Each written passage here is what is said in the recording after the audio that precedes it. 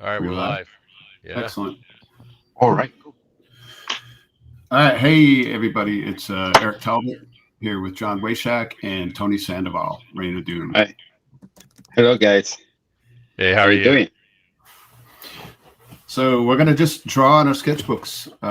We're going to spend a couple hours. Hey, Tony. We're going to spend a couple hours drawing. Hey, guys. People, please ask questions. Uh, Draw with us. Send your drawings. Eli's here with us, and he can post some stuff as we work today. Yeah. So cool. Definitely draw with us. We want you all to draw with us, and we want to see your drawings at the end of the stream too. So Yeah. send us what you're doing. That's all part of it. This is just like a sketch hangout. And excuse Can be like my a drink and draw too, right? drink and You draw can, too, except I don't have any beer. you can Um, definitely do it as a drink and draw. Grab your beer. No, but yeah, Have but fun. but yeah. So we're There gonna are get some to it. monsters. Oh yeah. But Tony's a fantastic watercolor artist. So if you Thank you. wanted to know how to do watercolor, anything about watercolor, now's the time. So please ask questions and please enjoy. Okay, there's a now. bit of echo. Who's echoing, Eli? I can't tell, but uh, I'll keep an eye on it and let you know. Yeah, I think I can hear it. Could it be my headphones? Shouldn't be the headphones. No, I had them last time. All right. Um, so yeah, let's just jump in. I'm going to go ahead and put it on my art, and we'll start chatting. So I'm drawing. So Tony, I actually have a question Yeah. for you. Oh, cool. Like Yeah, not yeah. saying with all the watercolor stuff you do. Um, Uh-huh. do you do mainly watercolor, or are you using gouache, or is it straight watercolor? Actually, when I'm doing comics, you will be surprised perhaps that I use the digital Oh, you do for digital. on comics. Yeah, yeah. Mostly. But lately I've been doing only watercolors. I like so much ink. I like so much uh, pencils.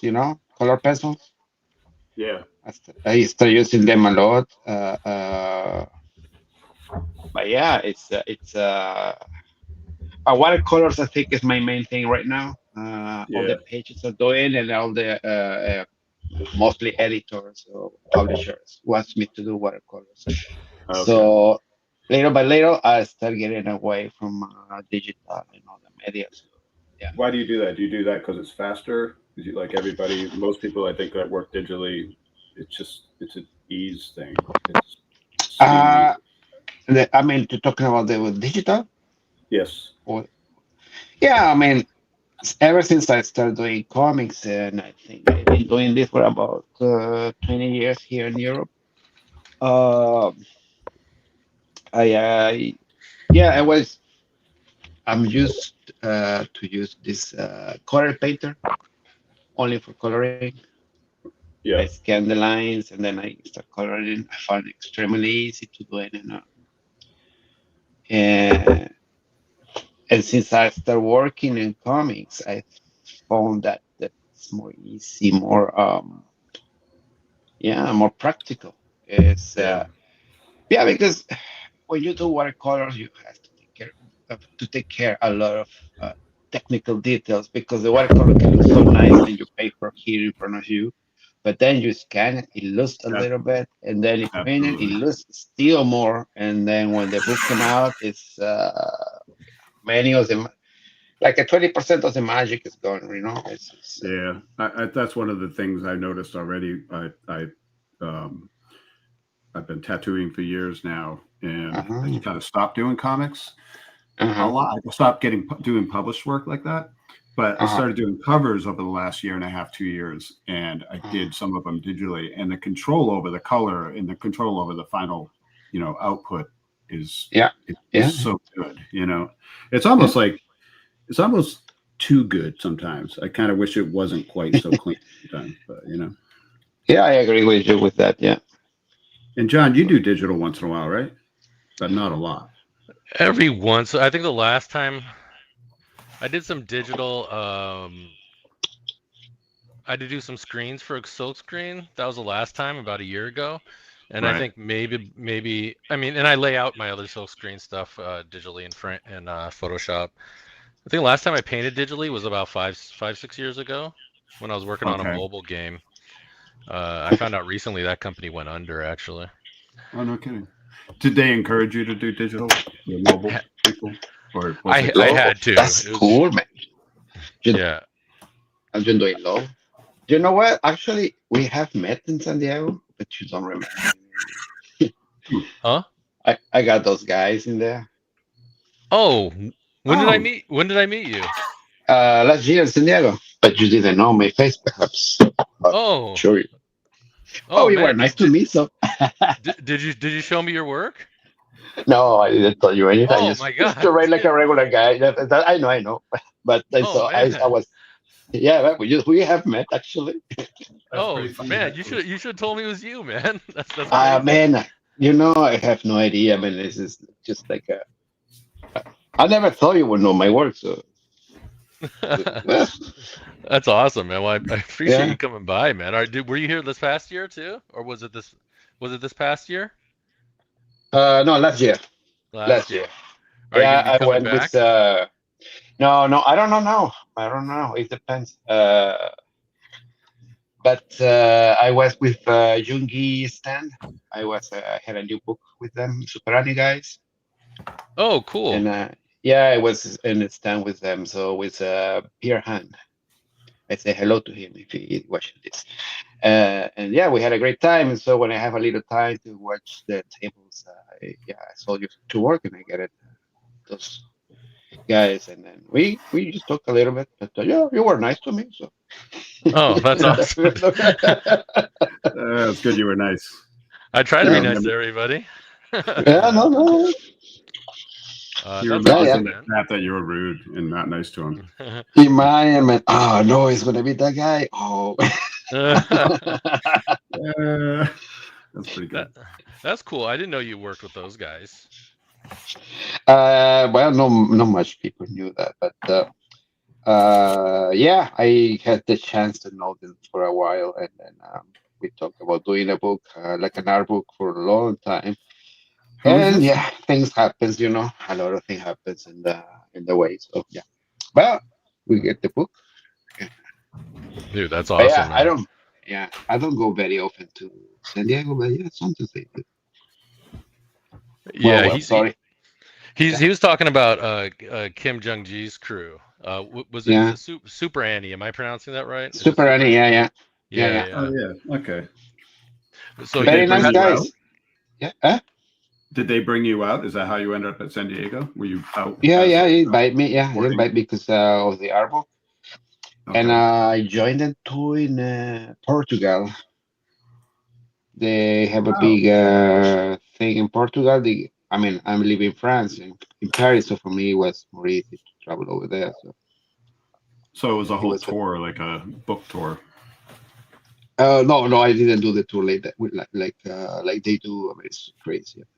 Uh, Oh, I feel a little bit too old for that. yeah. Yeah, How was it working with them? Was it pretty good? it was nice. It was nice. Sometimes we just have the detail of the language, but yeah, it was nice. Right. Yeah. Did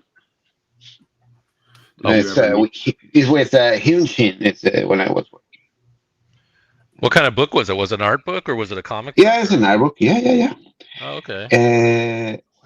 Maybe I can show you here if you don't mind. But Is it still available through those guys? yeah, I guess so. Okay. Yeah.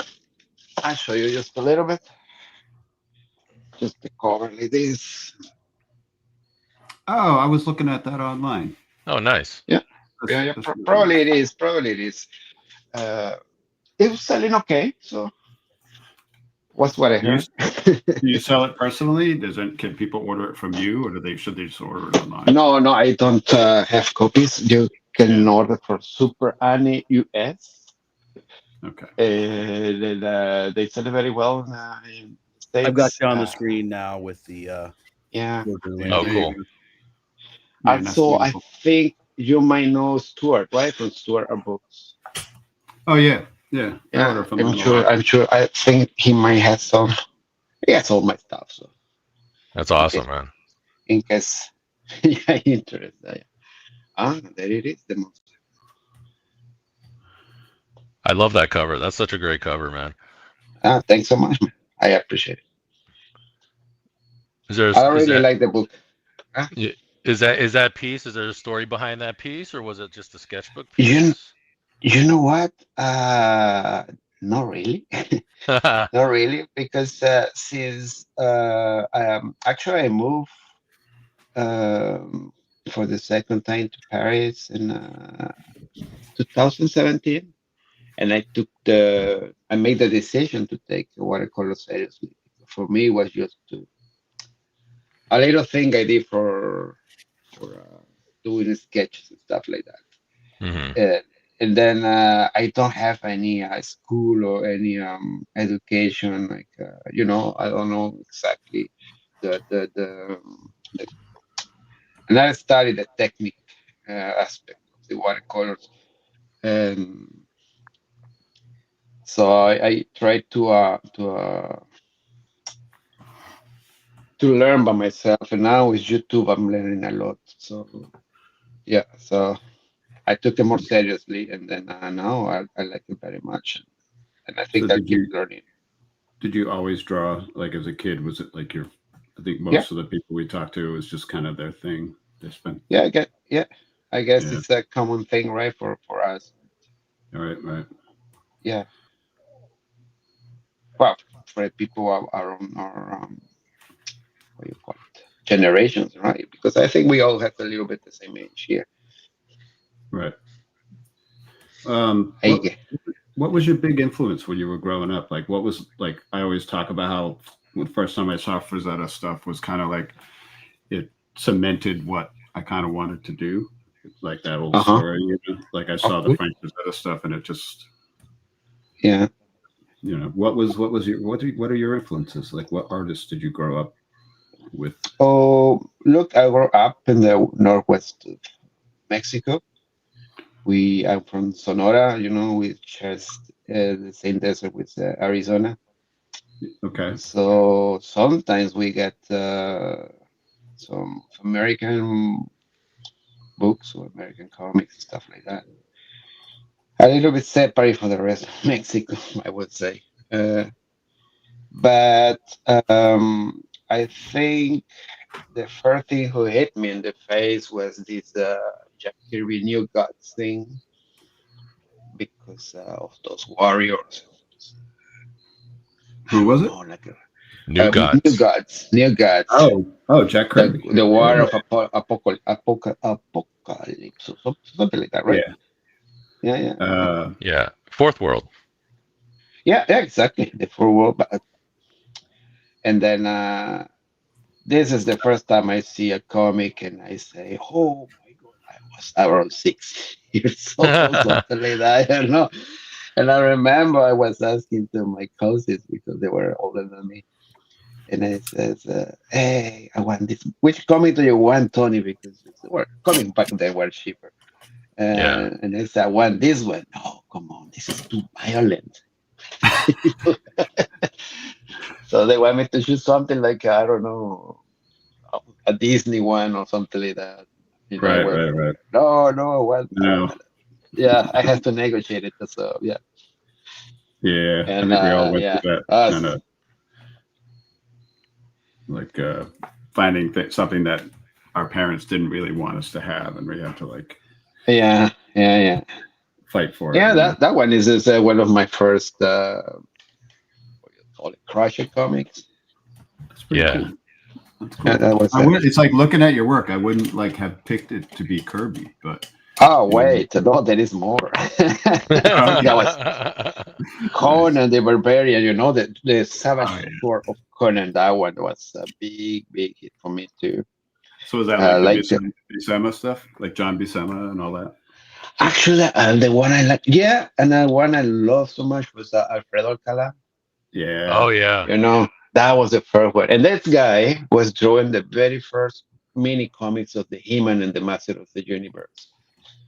Was he And really? What? yeah, the very first one. And then I mean, you see the first He-Man, it looks like a real barbarian in the comic. And I then don't Alfredo? think. yeah, the Is that mini it? comics, when they buy the toy, it comes Oh yeah. So Alfredo yeah, did there that? was a little mini comics inside of the blister, and then for me, it was a big deal that the toy has a comic. Man, I was Yeah. Yeah. Okay, I didn't realize that was him that did those. I mean, he did. He's involved in that. You will recognize it. Okay. Yeah. I mean, he did like a one or two, but I'm not so sure how many of those he did. But I remember the very first one. He was. Right. Dude, that's great. What were some of the other stuff? What other stuff? Was it a lot of toy stuff that influenced you, or?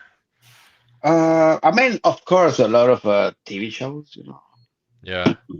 A lot of. In another way, my father was a taxi driver back then. Uh-huh. And someday, I don't know how that happened. Who was it? Or was the I don't know, something weird that I still don't understand how it happens. But somebody forgot a book of the what do you call it, the art behind of Star Wars.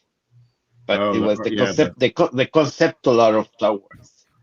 Oh And yeah, then yeah. somebody forgot in the seat of the taxi. My father gave it to me, and I was like obsessed with that. yeah. I was obsessed with all that like same time period when they would make all the behind the scenes stuff. Oh There was yeah, that's there was a yeah. whole kind of like book series, I think, from Starlog that were talking about the sets and talking. They would show sketches of the characters, pre-production stuff. I love that stuff. That's what I thought I Yeah. wanted to do. Man, I didn't know that thing exists until later because I thought it was an artist who was making the characters wrong. Uh, Well, well, that's what I thought when I was a kid. So yeah. I used to watch cartoons in slow motion, like videotape them, so I could learn how to draw. Really? Yeah. So, Well, you those were slow it down and try to copy them? yeah. I was trying to figure out how like things were drawn, like the structure of things. Right. So, yeah. So I always tell people a lot of like my drawing styles on Transformers the movie actually. So a lot of the technical oh, stuff and all that is it's all based on that stuff. But that's how I learned a lot of drawing from just watching that in slow motion as a kid. The animated? Yeah, yeah, You got the touch. yeah. See, this guy knows. That's pretty funny. actually, it's a good idea. I mean, about that. Yeah. Now that you say that, I remember that I like some stop motion things. What's that again? Stop motion things. Yeah. Like a Ray travel Harryhausen. to Oh yeah. million years. That was great. And then those. What was this? Sinbad. I guess some stop motion too. And Was there a Simba? There was a stop motion Simba? it's not Sinbad. I don't know. No. Sinbad. It's Like some of the this it's all the Ray movie with Harryhausen. this movie with like a Greek legends. Yeah, like the Seven Voyages of Sinbad. That Yeah. Yeah. Exactly. It has those like a monsters or cyclopes. Right. They move, and I love how they move. So Yeah, I did too. Like I love the skeleton scenes, all that, all the oh yeah, yeah. Who doesn't, Yeah. man? Yeah. We have a comment from James. He says he remembers Bill Sienkiewicz and Kent Williams cards from Fleer Ultra. What was that? Remember, I think he's talking about the '90s. I've seen some of those cards. They're really wild. It's like Bill Sienkiewicz and Kent Williams did some Marvel cards for Fleer.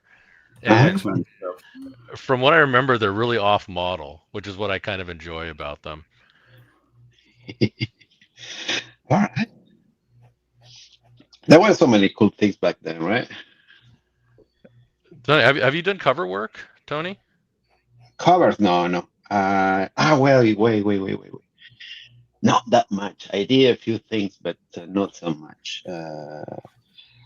Well, what is? I mean, I know a lot of people from America, but I'm not like how do you say that? It's not like my street, you know. It's I'm very very like a focus on the francophonous market right now. Right. And Have you done? yeah, well, I sorry. was going to ask. Have you done any like Marvel, any like mainstream comic work? No, I don't travel so much in the mainstream thing. Right.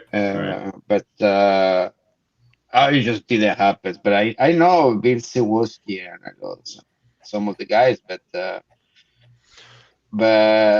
Scotty Young was a very nice guy too. Oh But yeah. yeah, but yeah, we met sometimes in Europe when he's doing or Mexico. Yeah, Who is we it? met in Mexico. I don't remember. We Mexico, Italy, I think we met. Yeah, no, it was Robert Bailey. We met in Mexico. Okay. Robert Bailey is a killer, man. A very nice guy. He likes drinking beer with me and my brother. Oh, there you go. Yeah, Um, yeah, I just met Scotty. You Scotty Young, right? yeah. Yeah, I It's, just met yeah, Scotty. He's a real nice yeah, guy. yeah. Yeah. It's like a big bear. That's probably the best way to describe him, really. Yeah. Yeah. When was the last time I met him? I don't remember. Should be one of the Comic Cons, but yeah, one time I was in the big festival, Lucca, in Italy, and then Oh, Luca. Lucca, yeah, and then he says, "Hey, dude, well, what are you doing there? Come have a beer." Okay, not so complicated. Yeah, and I have a nice time with him. That's cool, man. Yeah, Yeah, I tried to sneak my way into Luca, but they didn't go for it. So I I'll, really. I'll try again next year. Oh yeah, it's a nice gig. It's a nice gig. It's very fun. People are really. I think it's the festival for Italy, I guess. But yeah, they are very Yeah, let's say that. I just Uh, absolutely I love Italy. I like love well, Italy. there you go, man. Yeah. Yeah. Yeah. So I want to go just for that. Yeah. Yeah, That'd be good. yeah, they Have you have gone? that one. They have the Comic Con Napoli, and they have a few Mm, more, but smaller. I think Luke is the biggest and the oldest one in all Europe of festival, even older than uh, Angoulême. yeah. Well, well, how's the scene Big- in France? Like in terms of conventions, Uh-huh. the community. But you said you're actually in Paris, right? Yeah. Yeah. So how's the community like out there? Is it a lot of comic people, or is everybody kind of sectioned off? How are things out there? You mean the artists or the people who read Oh, the artists, the on artists. general? Artists. Yeah. We do something what they call bande dessinée, and the bande dessinée, it's like all kind of subjects. They like a lot of historical things, they like so much the Second World War, um, and then they do a lot of subjects in comics, a lot of humor things, and they have festivals, no conventions. Uh-huh. They do have one similar thing to conventions. It's not like a Comic Con in Paris. It's called a Japan Expo, something like this. I never go because you have to take a train and then well, it's a mess. I Oh, prefer the okay. festivals. Yeah. Festivals are more cozy. And and then yeah, we do Angoulême and in another city called Saint-Malo. Saint-Malo is in the coast and it's very nice. It's very cold and chilly when it's there. It's gonna be next month. It's How a big are? very beautiful place. It's sometimes there are huge waves who just crash against the houses and then it's beautiful to watch, at least for me. And And yeah, the people go sit around and have a beer, and, I think one and of the then very nice festival, very nice people. Is that everybody's making party together, so I not think so big. one of the issues with the American comic conventions, I think, is they've kind of outgrown comics. So, um, I mean, there's still some conventions that are comic focused, but a lot of Uh-huh. times you go to Yeah, a convention and it's just the comics are like an afterthought. Sometimes you go in and yeah. it's kind of depressing compared to what it used to be like. Uh-huh. But so the whole festival style sounds way more appealing to me. I mean, you should do a comic. You should do a festival instead of conventions in America. Yeah. So I'm not clear. What's the difference between a festival and a convention? Well, when it's a festival, it's basically like you just said it. Books are the center of the thing. For example, here they do a lot of festivals. I can describe you one to make it a little bit more clear. When you do a festival, it's mostly the author going to sign the books to people. Uh-huh. People make lines. What they do here is they do a little a little drawing in the book for the people, Uh-huh. and Like, you don't charge money for that. It's free, right. and so everybody can come and ask for one copy. So do you have to buy the book? That's it, and then So are you getting compensated by the festival for that, or are you just selling the book? no, no, no. They pay all for you. I mean, I think a big difference that, right? They pay Yeah. your transport, your food, your Right. now they're paying, but just a little bit. But So it's yeah, you basically can just sell. you're supporting the book. You're supporting the publication by doing that, by treating people Yeah. because everything. I keep going back to tattooing. When I got into tattooing, and I did nothing but that for like 5 years, and I went back to Uh-huh. comic shows, and all of a sudden everybody's asking me how much I'm charging for a signature, how much I'm charging for a remark, how much it was just kind of like it was so monetized by the time I got back that it was really confusing. And Yeah. all the comics grading that happens here. I don't know if you know anything about that, but there's a company that grades the comic in terms of like how how pristine it is. So people are Yeah. paying for that as well, and I don't know, it just doesn't feel quite.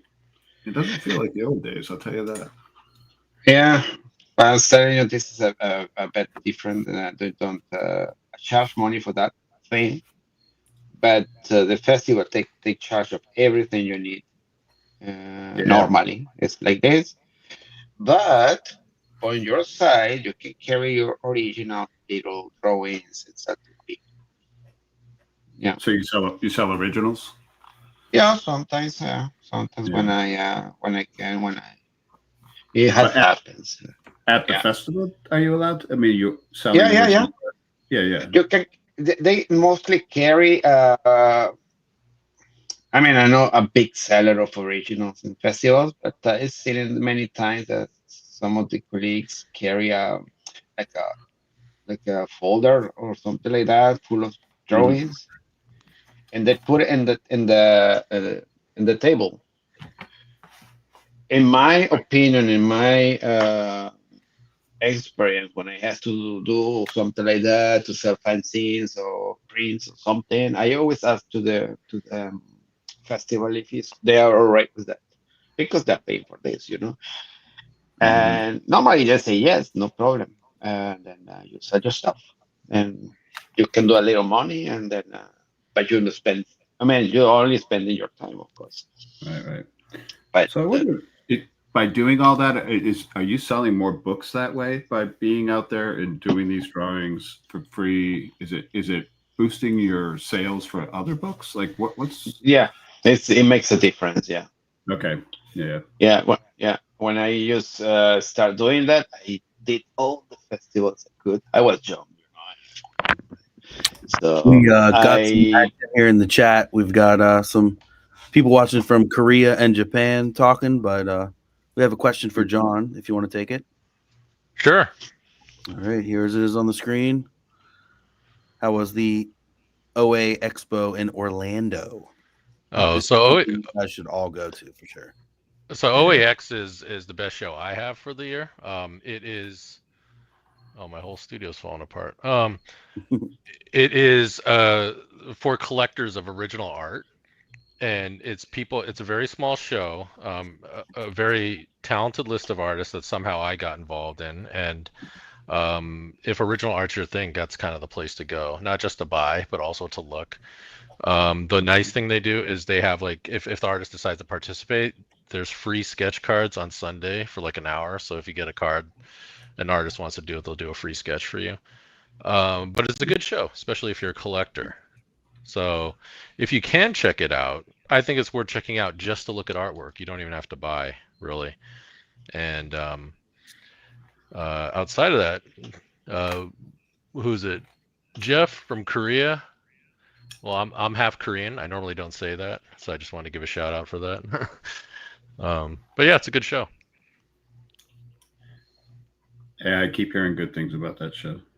The guys who put it on are really awesome too, and I think they're actually adding some independent cartoonists to the docket. There's going to be like a separate room for indie cartoonists, so you might see me there next year. It's like, Oh, really? I didn't know that. That's cool. yeah, man. And a shout out to Megan who said, "This is sick," and I'm like, "You're right." But so Tony, can you zoom in on Tony for a second for me, Eli? So what's all the ink line that you got in there? Like what are you inking with before you? Because we didn't see you. Yeah, I ink a little bit before we start the transmission. What are you using? Yeah, I'll show you. This guy. Oh, so you're on nib inking. Okay. I kind of Just thought that. you were. Yeah, ink. I inked that, and I have another part with only pencils. You have what? Yeah, only the pencils part. Right. No ink in here. Right. So will you like paint over that and not ink that, or is that what you're saying? Or are you going to just work on that? Yeah, exactly. This has a little bit of ink. Right, man. But yeah, I like both. I like inking, and I like just the pencil, the naked pencil. Sometimes I like use even just the brush, just this brush, Right. No pencil, just go straight for the watercolor thing, and it's fun. What's the nib you're using? Because I know a bunch of people are going to be wanting to know that. I use two different ones. I'll put it like here. Yeah, you see it. Typical ones. There is not secrets, So a croquil and some kind of like a very thin spoon nib. That's cool. This one is the most common thing. Actually, when I was a kid, I started working with those ones because they were extremely cheap. It's bought cheaper than any pen. So yeah, I'm still using them. I like them very much. Yeah, I do too. Yeah. I stopped using nibs for a while. I did it a lot when I was first, I first found them early on in my, I was doing the Ninja Turtle stuff, and I just used a lot of nibs and then switched over. I don't know why. Maybe speed or something. I don't even know. But as I get older, I'm like leaning back into the nibs work. It's just feels more natural to me. I had a Rapidograph for a long time. Right. And the thing I have to clean it all the time. I'm not sure anybody likes those. I have to. And when you lose it, it was big deal because it was so expensive. They were so terrible. One of the tattooers I work with bought a an old brand new set online, and he was all excited about it. And I was like, oh, why? I was like, don't. Well, look, I lost one of mine, and then I was in the middle of the comic, and I was working already with ink, I said, oh man, I have to finish this comic, and I have the time and the money to buy a new Rapidograph, and I had the nib, so I said, okay, let's do it. Let's use the nib. And after that, I said, you know what? It looks better with this thing than the Rapidograph. Yeah. I can't believe that.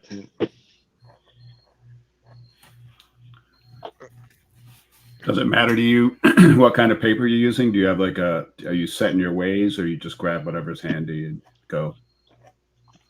Is the question for me or for you? Yeah. Yeah, for you. For me, I'm using a Fabriano right now, Yeah. extra white, a bit pricey, I would say, but it's the paper Good that gave the paper. quality. Yeah, it's a good paper. Yeah. Then I use a lot of Arche.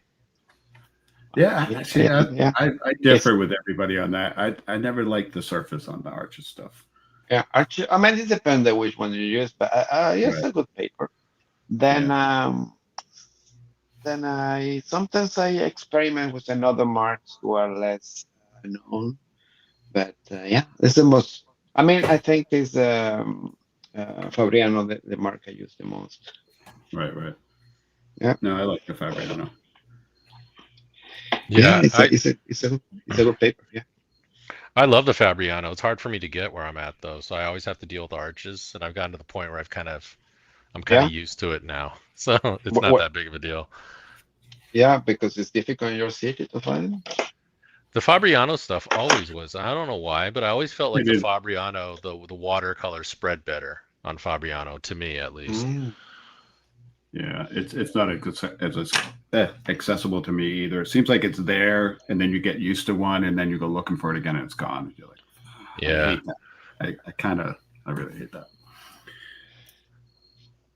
Yeah, because I start with a very sheet paper at the beginning, but Canson, I don't know why did it work the way it did because oh man, it was I don't know. You don't like I was Canson? ignorant. So sorry? You're talking about Canson paper? What were you talking about? Yeah, Canson paper, yeah. But then I discovered a different kind of Cansons. Yeah, I like it. I like the Canson paper. Yeah. Some people does, but I mean, when you start using other papers, you find out that the difference. But yeah. But look, since I'm living in Paris, I feel like I'm a kid in a candy shop. So All right. yeah, I'm gonna start drawing. Hi, man. I go very often to the art shop, even when I don't need anything. I go into. I'm just watching what you're gonna do now. See that I gotta start getting back to what I preach, and I gotta like break out a sketchbook and not try to do a beautiful piece every time. And I think after this, I'm gonna do like some pencil drawings and just paint on top of it. Yeah, this is a good idea actually. Just sketch, just do drawings and don't feel the pressure of to do something like Yeah, man. Sorry, I'm going to ask a lot of questions. So, do you use a hair dryer? Do you use a hair dryer? Like I always tell people, a hair dryer. Yeah, I do. Like I do. One of my most used tools. I have one at home and one in the studio. Got a question for Tony here. Do you always use cold press? Yeah. Mostly, yeah. For everyone who's at home, would you explain a little bit about what cold press is? I mean, I know what it is, but he's like, I know. How can you explain that? It's the kind of like a texturing thing. Yeah, I think it has to be with that, right? Yeah, cold press, I think, is just like it's a bit of a rough texture. Yeah, the texture. The texture of the paper, and the other one is more like a smooth, like a flatly smooth. Yeah, I like when it has a texturing, like material, something like that. So. All right. Yeah. See, I lean towards the hot press. I do like a kind of smoother. That's kind of why I like some of the Canson paper that I use. Is you can ink a lot with nibs on it. It's good. Really, it's better for when it's smooth. It's better for pencil, actually. Yeah. Do you feel like the Fabriano holds up to all the water you're putting on? Does it? Yeah, it drinks very well. Yeah. Okay. Yeah. All right. But I think Arche drinks a little bit slightly better, but that's my impression. Yeah, I've always felt that way about Fabriano too. It just seems it spreads and holds the color better than the Arches. Yeah. But the Arch is still good. That's all I've been using. Oh yeah, I love it. And I've been dealing with it. So Do you use a But, block? yeah. Or do you use a pad, Sorry. John? I'm talking to John. Do you use a block or a pad? I use a pad. I have a Yeah. couple of blocks, and I don't know what the deal is. I don't know. I don't know. I don't like them. I don't know if No, the I don't either. paper's not as good, or yeah. Yeah. I think I'm just too undisciplined for all that kind of stuff, you know? Right. For the block? Yeah, I don't know. I mean, I don't care if paper warps at this point. It's no big deal anymore. But how do you work with your stuff? I mean, you use a lot of ink and then and Yeah. acrylics. A lot of ink and gouache these days. Watch. Okay. I've been going over to watercolor more. Uh-huh. I find watercolor extremely watercolor is actually my favorite medium, and I'm really terrible with it. I absolutely love watercolor. Like I love Bert Silverman and stuff and artists like that, but I'm just not good at it. And that's why I respect anybody who can do it well. But I've been using it more lately and trying to figure it out. But I always go back in with gouache, and I get the pieces to work, but that's kind of a technical. Every once in a while, I get a watercolor piece to work, but it's not very often. Okay. Yeah, I see. I just watched some of the stuff I got in San Diego, and I can see that it's Yeah. Hey, not no much name. colors in those. And those I got. I don't know the other ones. Yeah. Hey, no names. That was nice meeting you too at the show. How was Cape and Kyle? Oh, it's a great show. Yeah. It's at a brewery. It's in the San Francisco Bay Area, Oakland, and it's one day. Like I don't even know if it's 6 hours, and it's an unbelievably enthusiastic crowd that comes through, and you're busy the whole time, and like I couldn't even like talk to my friends really. Wow, that's cool. But it's a great show, and I think all shows should be like that. One day, get in, get out. Yeah. No more of these 5-6 day shows, man. Oh man, Dragon Con went Monday. It was like a Monday. It was really. Yeah, I was like, but it wasn't terrible. It was just, I think Dragon Con's such a huge party that, you know, I think the Monday everybody's kind of finally chilling out and entering the real world a little bit. Yeah. But yeah, man. Yeah, I'm doing a one-day show in Boston next week. That's being run intentionally as a one-day show. Try to get back to the old comic style shows. It's not in a brewery, I will say that. But I think that should be more of a thing. One-day shows. One-day shows. Yeah. So Tony, the big thing I wanted to ask you is how do you maintain your color intensity on the watercolors? Because that's been my big problem. Are you just really like aggressively loading up the pigment? Because when it dries, it's going to get duller anyway, right? Look, since when I started, I have no clue what I was doing. So I was just I was working very dry, and something that I see, because I know how to draw, but I didn't know how to paint, which is a big deal to think. But it's two very different things actually, and so it wasn't my intention to do paintings. I was just in base of working a lot, doing a lot of watercolors, I started discovering what watercolors can do. And the most I discover watercolors, I find out that it works better when it's wet. So now I'm using a lot of water. At the beginning, it was very dry. Now I'm working more wet on wet. And I think it's big part of the deal for watercolors. So I let watercolors do whatever it wants. Right. So that's kind of how I try to use it too. I do more ink wash than water. Like I don't know, these days I'm not loving color, but like same with ink wash. I just let it very, very thin and build up. But that's a very beautiful technique too. Right. Yeah. What do you call it in English? We call it aguada in Spanish, but I don't know how you call it. With ink and water, the technique. Did you say ink with water? Yeah, how do you call that technique in English? Wash? Ink wash. Wash? Like a wash. Yeah. It's like Okay. it's kind of the same thing. You're just diluting the ink down. Um, Yeah, almost this is like very nice. right, almost like you Very could nice use touch. your ink, the rinse cup after a while because it's like just got ink mixed in it. Uh-huh. Yeah, but yeah, Yeah, I think It's that's funny. interesting. You Oh, Yeah. go ahead. I'm sorry. No, no. And I said a big part of the thing happens here when I'm painting, and when I'm choosing the colors, I has to put like two cameras oh to yeah, see to people see how I pick up the colors, and then one thing that really changed my watercolors, I have the same pad I have been in, like it says, the Winsor & Newton one, very old one. Yeah. I yep. mean, I like it because it's very resistant, and I get so used to it. Those things are not anymore from Winsor & Newton. They're a Hanshin, it's a mark, Korean mark. So What I brand have is this that? What Hanshin or Shinhan, something like that. you're using a Uh, Korean watercolor? sorry, no, it's a watercolors. Oh yeah, but did you say it was a Korean brand or? A Korean, yeah, Korean Oh, brand, okay. Hanshin, I think. Yeah, yeah. And then, So are you just taking tubes and filling those yeah, exactly. and I and have letting them this dry? one, and then I'm using a Schminker too.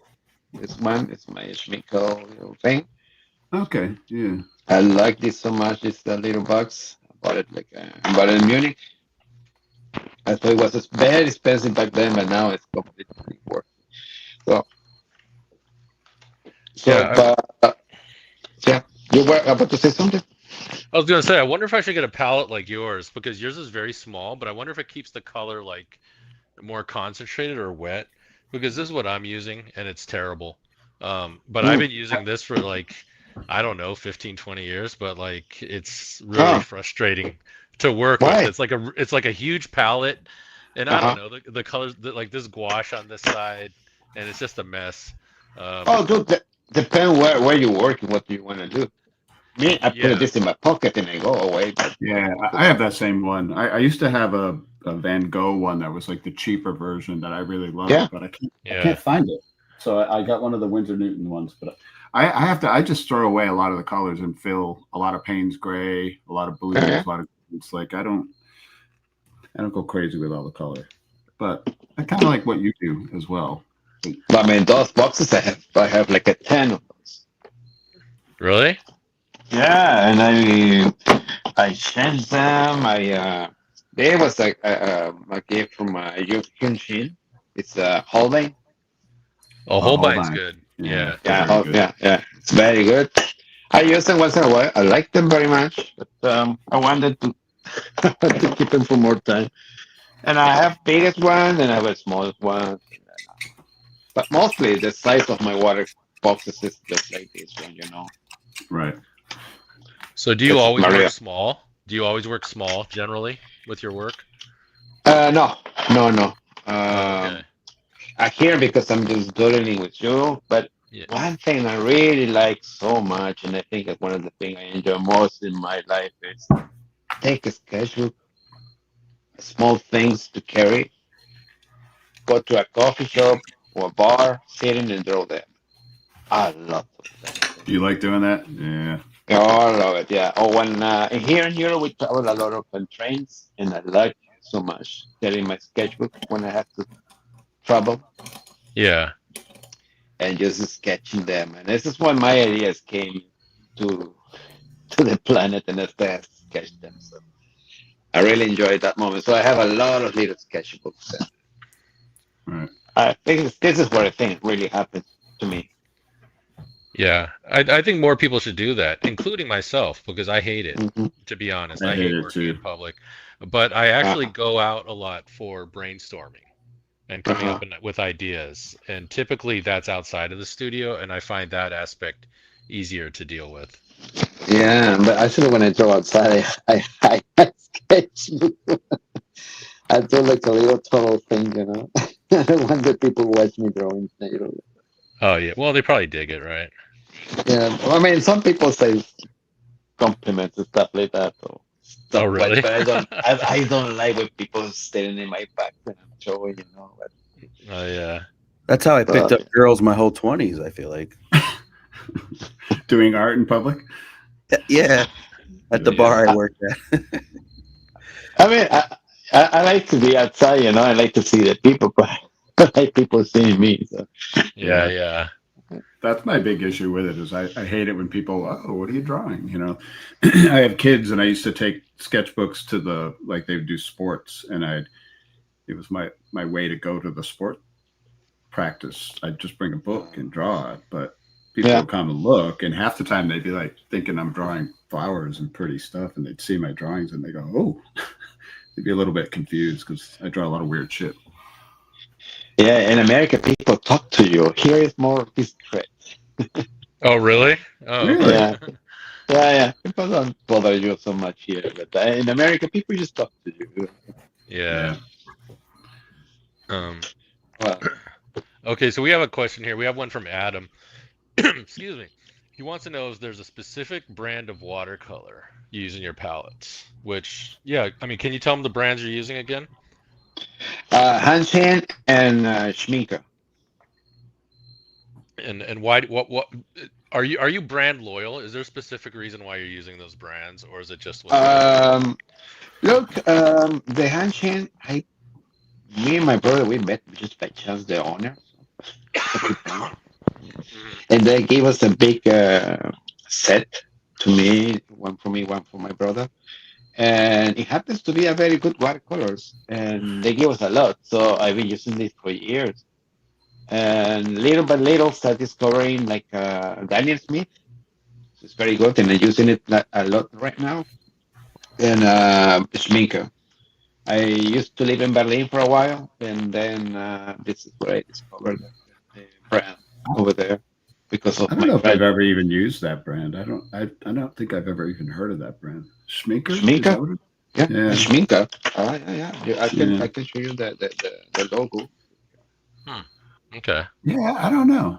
Maybe not. Really? I don't find It's very watercolors famous, be all that ninja. that different.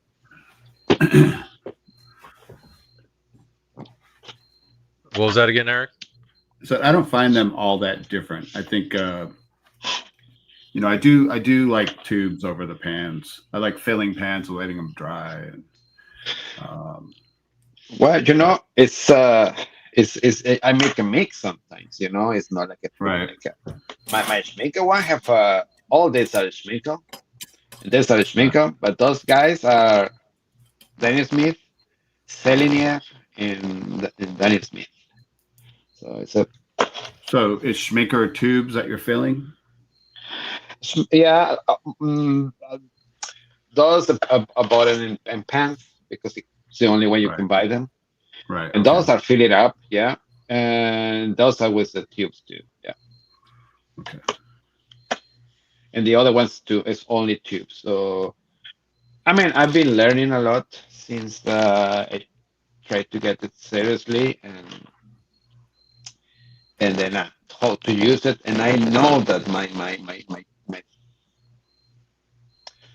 what you call it, my little palettes are very small, Right.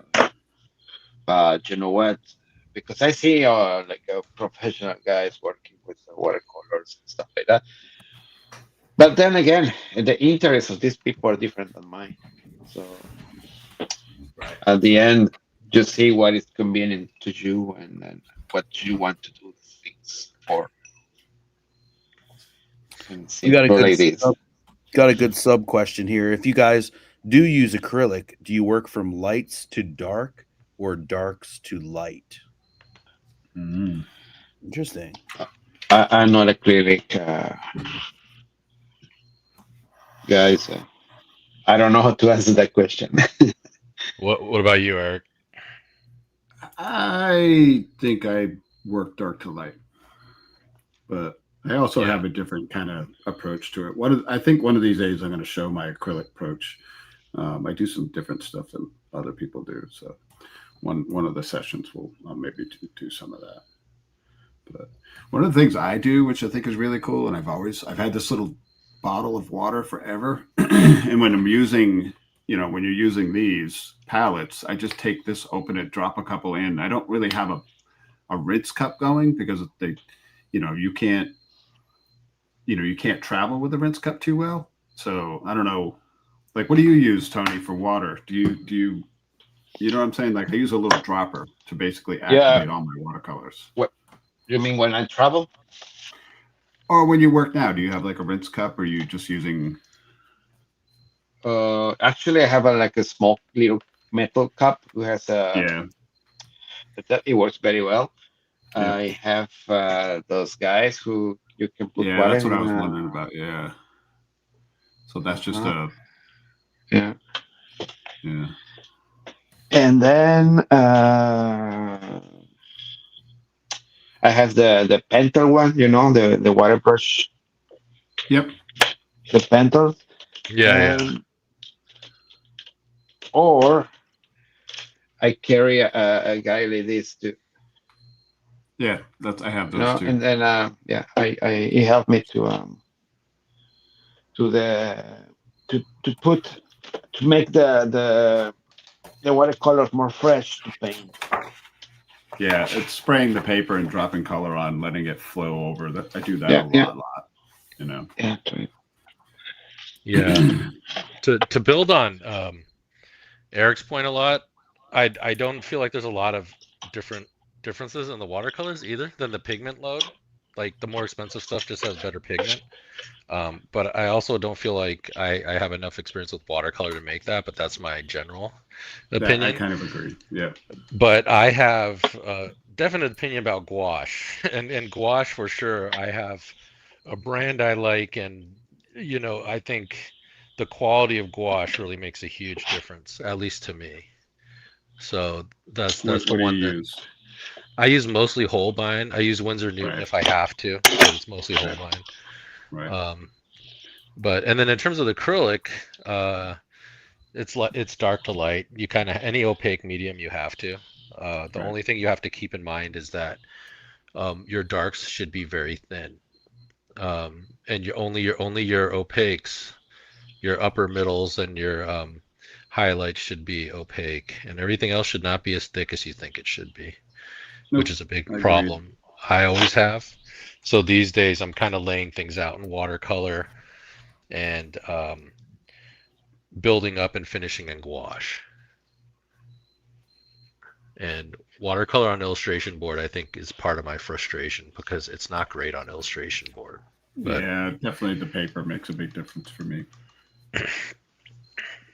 But I wanted to ask you guys about that because I've been extremely frustrated with my work lately.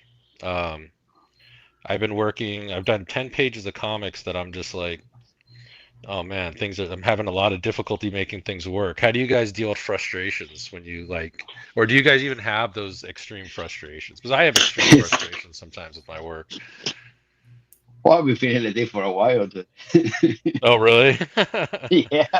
Okay. I'm thinking I've been doing just crap lately, and then I try my best, It's not like I'm not trying, but yeah, it's about concentration.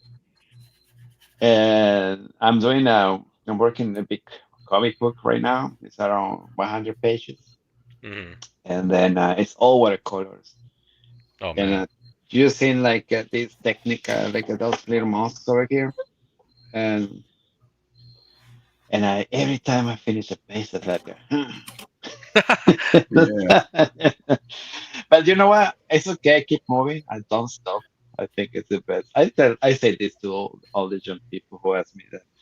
I don't stop. I keep moving. And when I see the thing all together, it makes sense. So Yeah. So step away from it. Exactly. It's not that they are bad. It's simply that your mind is somewhere else, and then Right. Yeah. I don't know. It's hard to explain. But yeah. No, I get it, and I know better, but it's just been a thing lately. I've been switching my tools on every page I'm drawing, and then it's just been like just a big thing, But You're doing something called cul-de-sac, no? Yeah, cul-de-sac. Yeah. Yeah. So cul-de-sac was difficult in that it's experimental. So that was like, it's like while we're making like a comic that's supposed to be for a mainstream audience, I'm like trying these things and I'm trying to make this Uh-huh. work and this work, and I just don't know. You know what I mean? And because that's the nature of that kind of technique, Uh-huh. so I've enjoyed the results a lot. It's just it gets very difficult sometimes. It, it might be the type Oh, of yeah, thing yeah. that, as you reflect back on it, I think you might look back and appreciate some of the stuff you're not loving now, because you're kind of like freewheeling, you're experimenting on a project, which is a nightmare for most people. But Uh-huh. I don't know, man. I think burnout or frustration. I think it has to run its course. I really think. I mean, you'll take on a new project and you'll try a new medium, and that can be a difficult thing, but I don't know. You just I got to think work through it. sometimes I think a frustration is your friend, because Yeah. you're not happy with what you're doing, but it's like I mean, more like at this point, I've been talking with some other guys. I mean, I've been doing this for 20 years, but right now, and I think after 20 years, things are happening. So now, some way, at least for me, my personal I Yeah. agree. point of view. But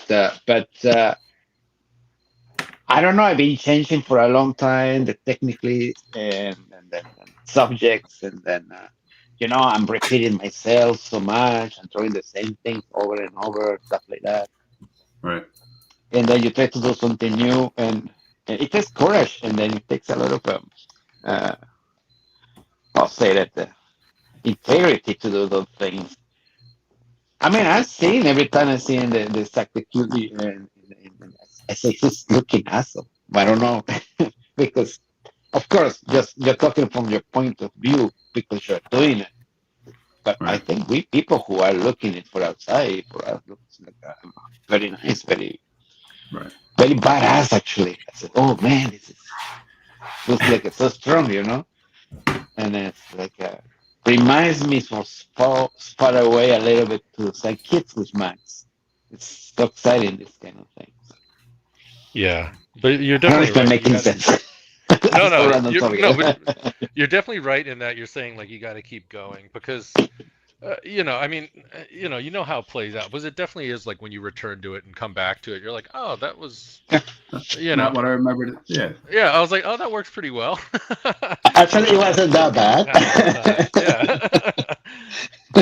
So Yeah. sometimes that's all you need. And the big thing I've had to stop recently is I keep going back to things and reworking things.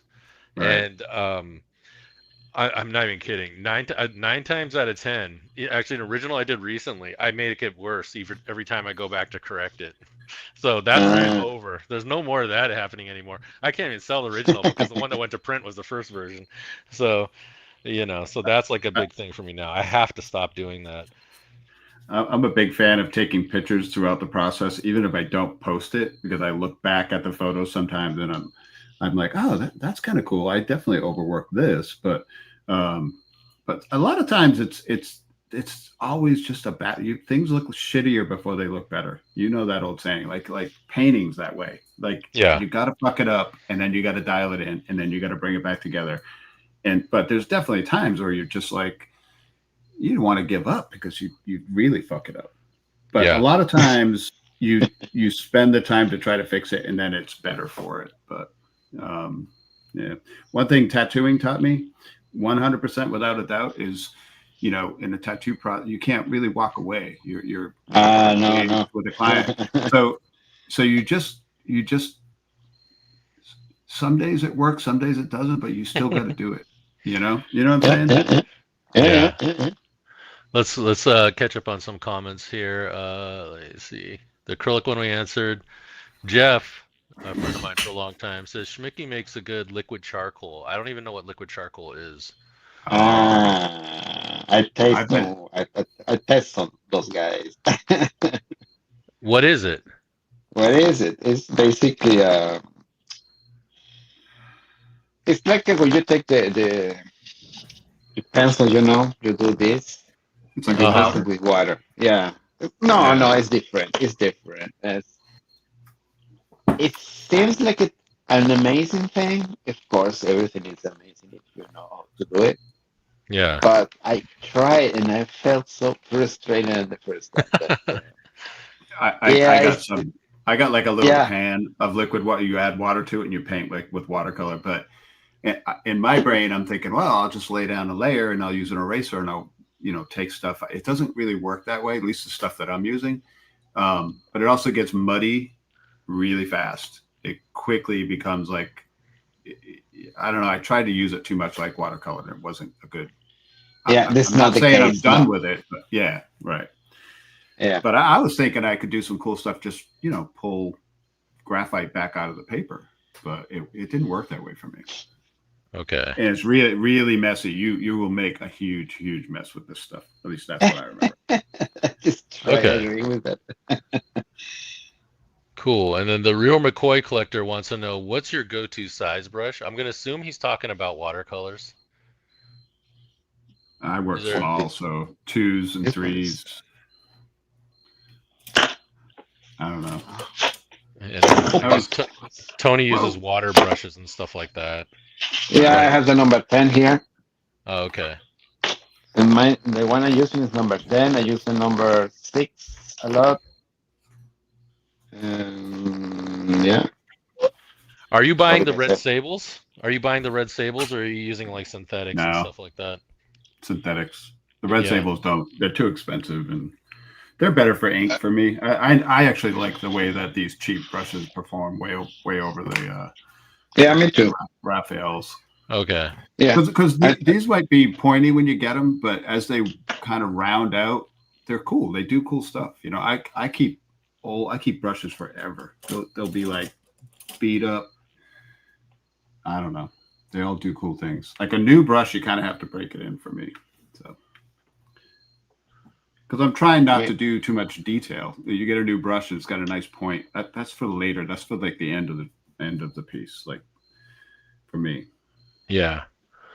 But Um, one of the keys is get a good big brush and just make sure you keep it clean. Because like if you go to lay a bunch of water in and you didn't get all the paint out, you're gonna all of a sudden see like a pink across your page where you just want water. So that's where I'll even use these things and I'll just drip water and push it around and then bring paint into it, bring washes into it, and let it bleed in and let it dry out.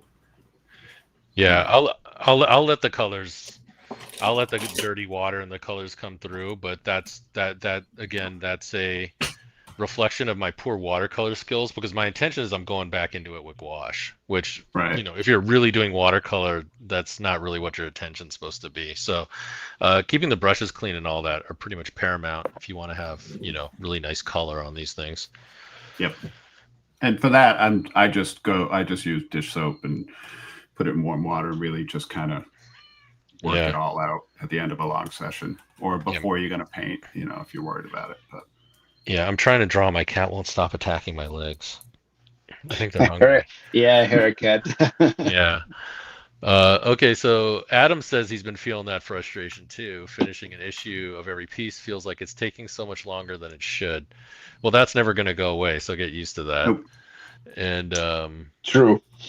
Tim says cul-de-sac's fantastic. Thank you. Yeah, Adam says he does the same thing. He recognized that he needs to fix a photo through the process, or SI photo through the process. The one thing that's helped me out quite a bit is actually photographing things real quick with my phone and looking at it small on the phone screen. That way I can kind of just see if things work. So that's like kind of my slot. I don't do it all the time. That's like a sloppy thing I do if I'm really like, I'm like, oh, this doesn't work. And then when I look at it like really small on the phone, then I can kind of see if things work or not. Do you do the whole squint thing? Like, do you like squint at the page to see if like the darks are standing out or how things are going? Like I do that a lot. I used to do it a lot. Like you just kind of squint. Yeah, it's like a squint thing. The other thing that Frazetta used to do is if a painting was bugging him, he would like walk away and flip it upside down and look at it upside down. And sometimes that's what I do. Yeah. Do you do that? Because I Yeah, try I to do it. that. Yeah. I put Yeah, because yeah. you'll Yeah, quickly realize what's going on, what's wrong. If you walk Yeah. away is good. Just or do something else for a while and then break it back out and look at it again. But Yeah, flipping it I do around, exactly that too. Yeah. looking in the Yeah. mirror, I don't do that much anymore, but mirrors will definitely show every flaw. Yeah. Yeah. I try to not finish things in one day. Like even if I'm in a rush, even if I'm in a deadline, um, generally what I like to do is work on a piece to about 85, 90%, and then come Mhm. back to it the next morning. And typically the last 10, 15% will only take an hour or two to finish. And that's generally Absolutely. what I do with most of my pieces. Um, When I'm doing covers, I have to break it up. I can't grind through a whole cover in one day. yeah. I can't handle it. You know. Um, But yeah, I mean, it's a lot of those things help out for me, the phone thing, but it's like walking away, getting a different perspective. I mean, John Berkey had that whole bizarre setup. You should look it up where he had like a mirror on his desk at a different angle. So he was able to look up from his desk and see like, I guess it looked like he was Wow. like a couple feet away from it. And it's not a secret. Like you can see it online. Right. And people should really look that up. It's one of the wildest setups I've ever seen in my life, you know? I love those kind of things, man. Me Yeah. too. Weird things that people does resources. Well, fantastic. Oh yeah, yeah. I I love like look. seeing artists that have really bad setups. And a lot of the older guys are kind of like that. Like you see Mobius's desk, you see like Yeah. I don't know, Otomo's desk. It's all just like whatever, you know? I was gonna say like one of my favorite things to do is like when you see like a Tomo. I have a book on him that shows a lot of his studio, and like I'm always trying to see what his pens look like, what kind of water cup he has. I'm such a sucker for other people's studios and other people's setups. You know, It's a common fetish, I think. is what? Yeah. Yeah, it's why we all like seeing that. Oh yeah, yeah. Yeah, yeah. I mean, Is this it, John? His desk here I got on the screen. yeah. So you see that thing over his lamp? I Yeah. don't know if you could get a different angle. I So it's think like two. It's like two mirrors. yeah, it's a crazy setup so that he can look up and see what the piece looks like from afar away, so that he can. So he instead of getting up and putting it across the room, he's able to work and kind of look up. So the mirror that's on the light is reflecting back the mirror that's above his head. That's further away. That's crazy. Yeah, Wonder it's if a really strange setup, but it works, and I think it makes sense because his work is so loose. I feel like it only make he needs to know if it makes sense from a distance because up close it probably doesn't make that much sense. What's his work? Who is he? I'm not This sure. is I know who John. he is. So I'm going to do my John Berkey speech now because everybody's Okay. he's old. John, Whoa. the entire concept art world owes Oh, everything they do to two guys, and it's John Berkey and it's Sid Mead. Sid Mead. Yeah, I was Sid gonna Mead say. gets Sid Mead. Everybody remembers, but for some reason everybody forgets John Berkey. So that's just my thing about I've definitely seen his stuff. So you yeah, know John Berkey's stuff. It was really big. absolutely. Yeah. It's extremely loose. That's interesting about it. And he did a lot of paintings with like gouache and Kaysen, which I still haven't used Kaysen. I don't even know if I'm pronouncing that No, right. I know what And you're talking about. I've never used it either. yeah, yeah. Talking about this subject, guys, I always been amazed by the Francis Bacon studio. Yeah. Oh, Francis That's Bacon's one of my favorite artists ever. Period. Man, That's like That's the his next studio is- level. He boy, wins. it's- Yeah, yeah, he he wins wins on that level. everything. Yeah. Yeah. Oh, I could not man. believe. Oh, and I aspired to have his studio for the longest time. My old studio in San Francisco, not as bad, but that was my thing. It drove my friends crazy. I don't do Yeah. that anymore because I don't have the opportunity to do it anymore. As soon as I get a chance to have a warehouse studio, I'm trashing the place. I promise everybody that right now. I will do that. For a while, I used to use toothbrushes and spatter, and every piece of clothing I owned was covered. My desk was covered. My cups were covered. I don't do it as much anymore, and I'm a little bit more careful with what I do. But it's just because I'm getting older. I'm trying different stuff. Not Hey, me. I Jim want it. Maf- I want it back. yeah, Jim Mafood's in the chat.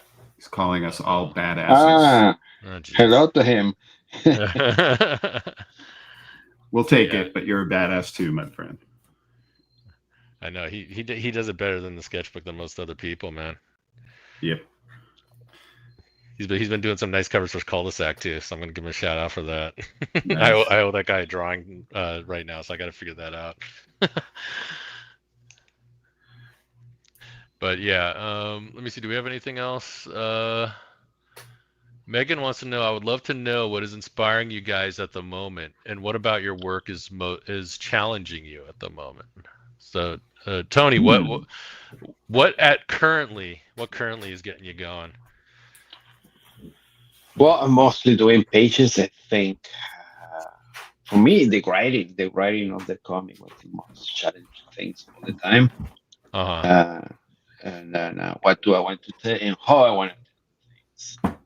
It's very, it's what I keep my mind and my worries in drawings and stuff like that. And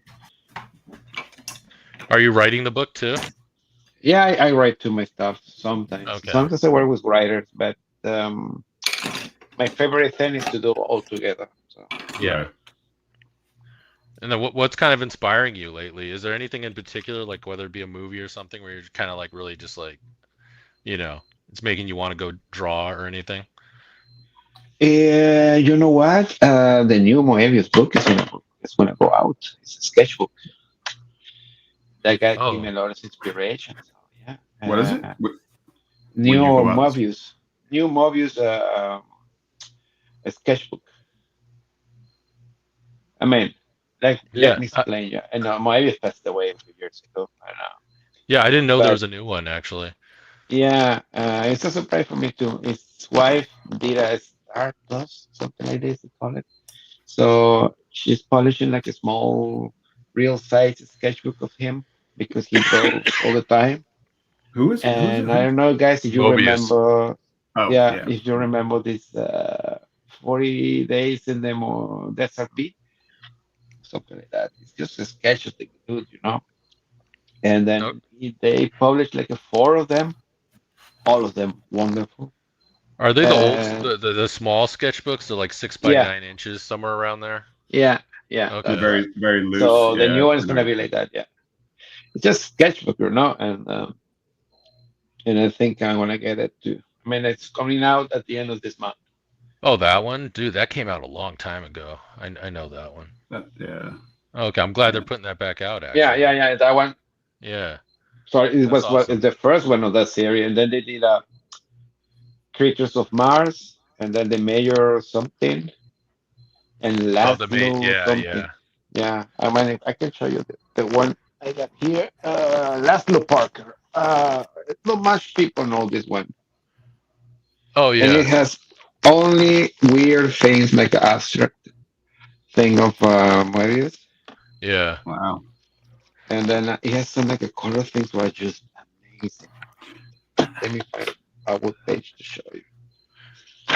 This one is just amazing. Look at that. Not those pieces in particular, but I know he used that technique, I think, on designing some of the creatures for the Abyss. I'm pretty sure of that. That could be. But it's that guy is always giving inspiration. Yep. Oh yeah, I mean, Airtight Garage, I think is one of my favorite things in the world. The Garage, it's a very nice one too. Yeah. Oh yeah, that's right. It's called something else in French. So like Garage, right? It's called something else in French, right? Hermetic. I don't know. Yeah. Le Garage Hermetic in French. Yeah, that's one of my favorite things in the world, like comic wise. Arzak is mine. I always say the same thing. Like the first Arzak, it's like my favorite piece of comic art. I love it. It's on my iPad screen. I look at it every single day. Big monster. That's the issue from Heavy Metal, like 26 or July 77 or something. Yeah. Yeah. He was like, I was so into Frazetta, and then I found Richard Corbin, and I found him, and I was just like, whoa. Yeah. It was like I could put Frazetta away and go into this like druggy kind of world of art that Like it was like the right time, right place when I saw that stuff. Put it that way. I was about to say marijuana.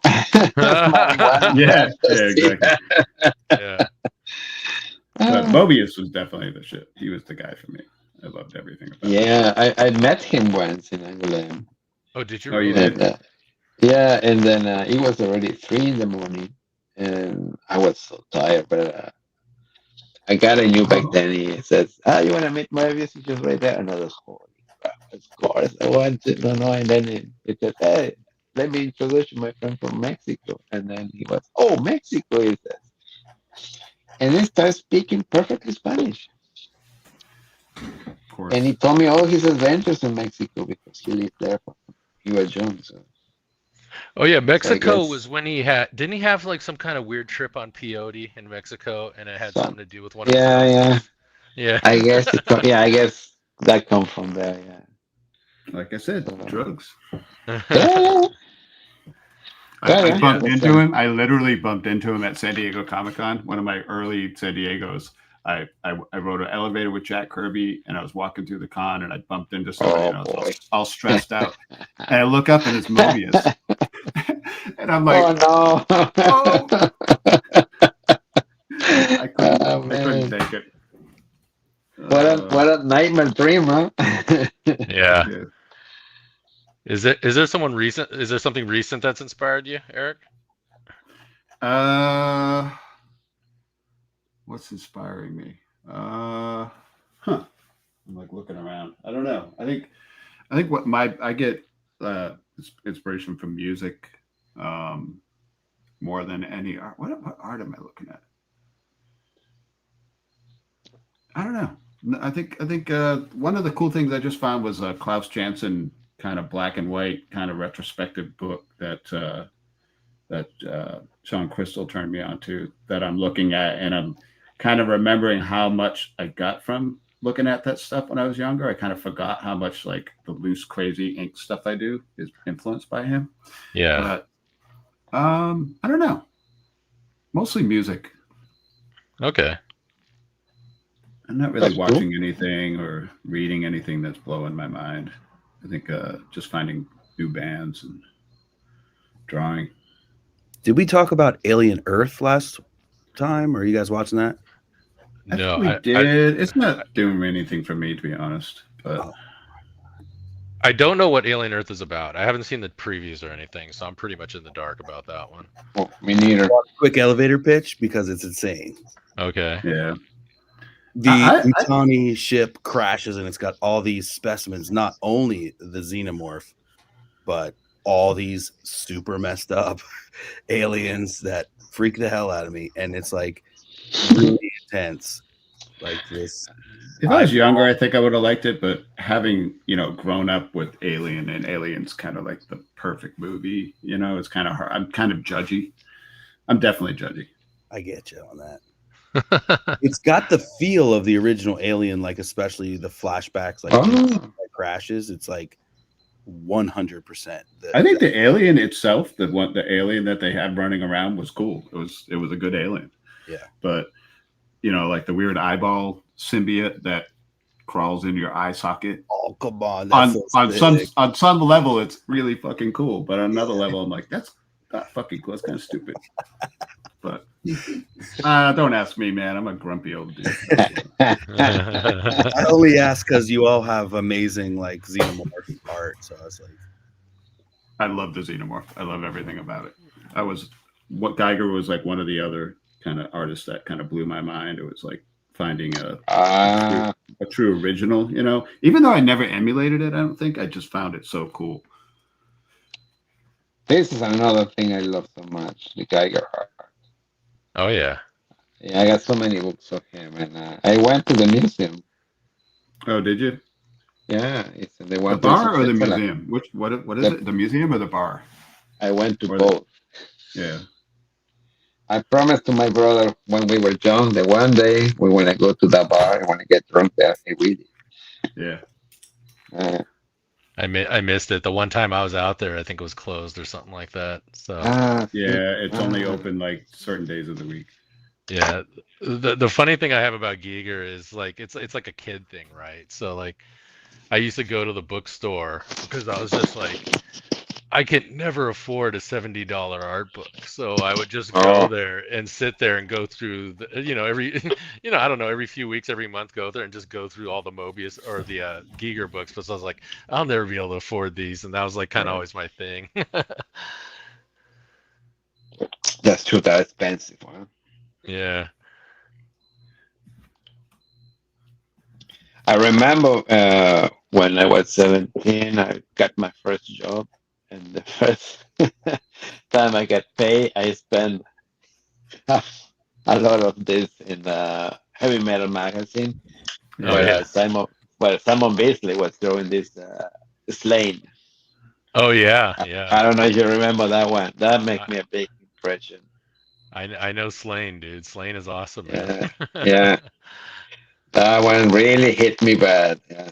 I was Yeah. 17 and I was, oh, wow. I didn't know you can do that in comics.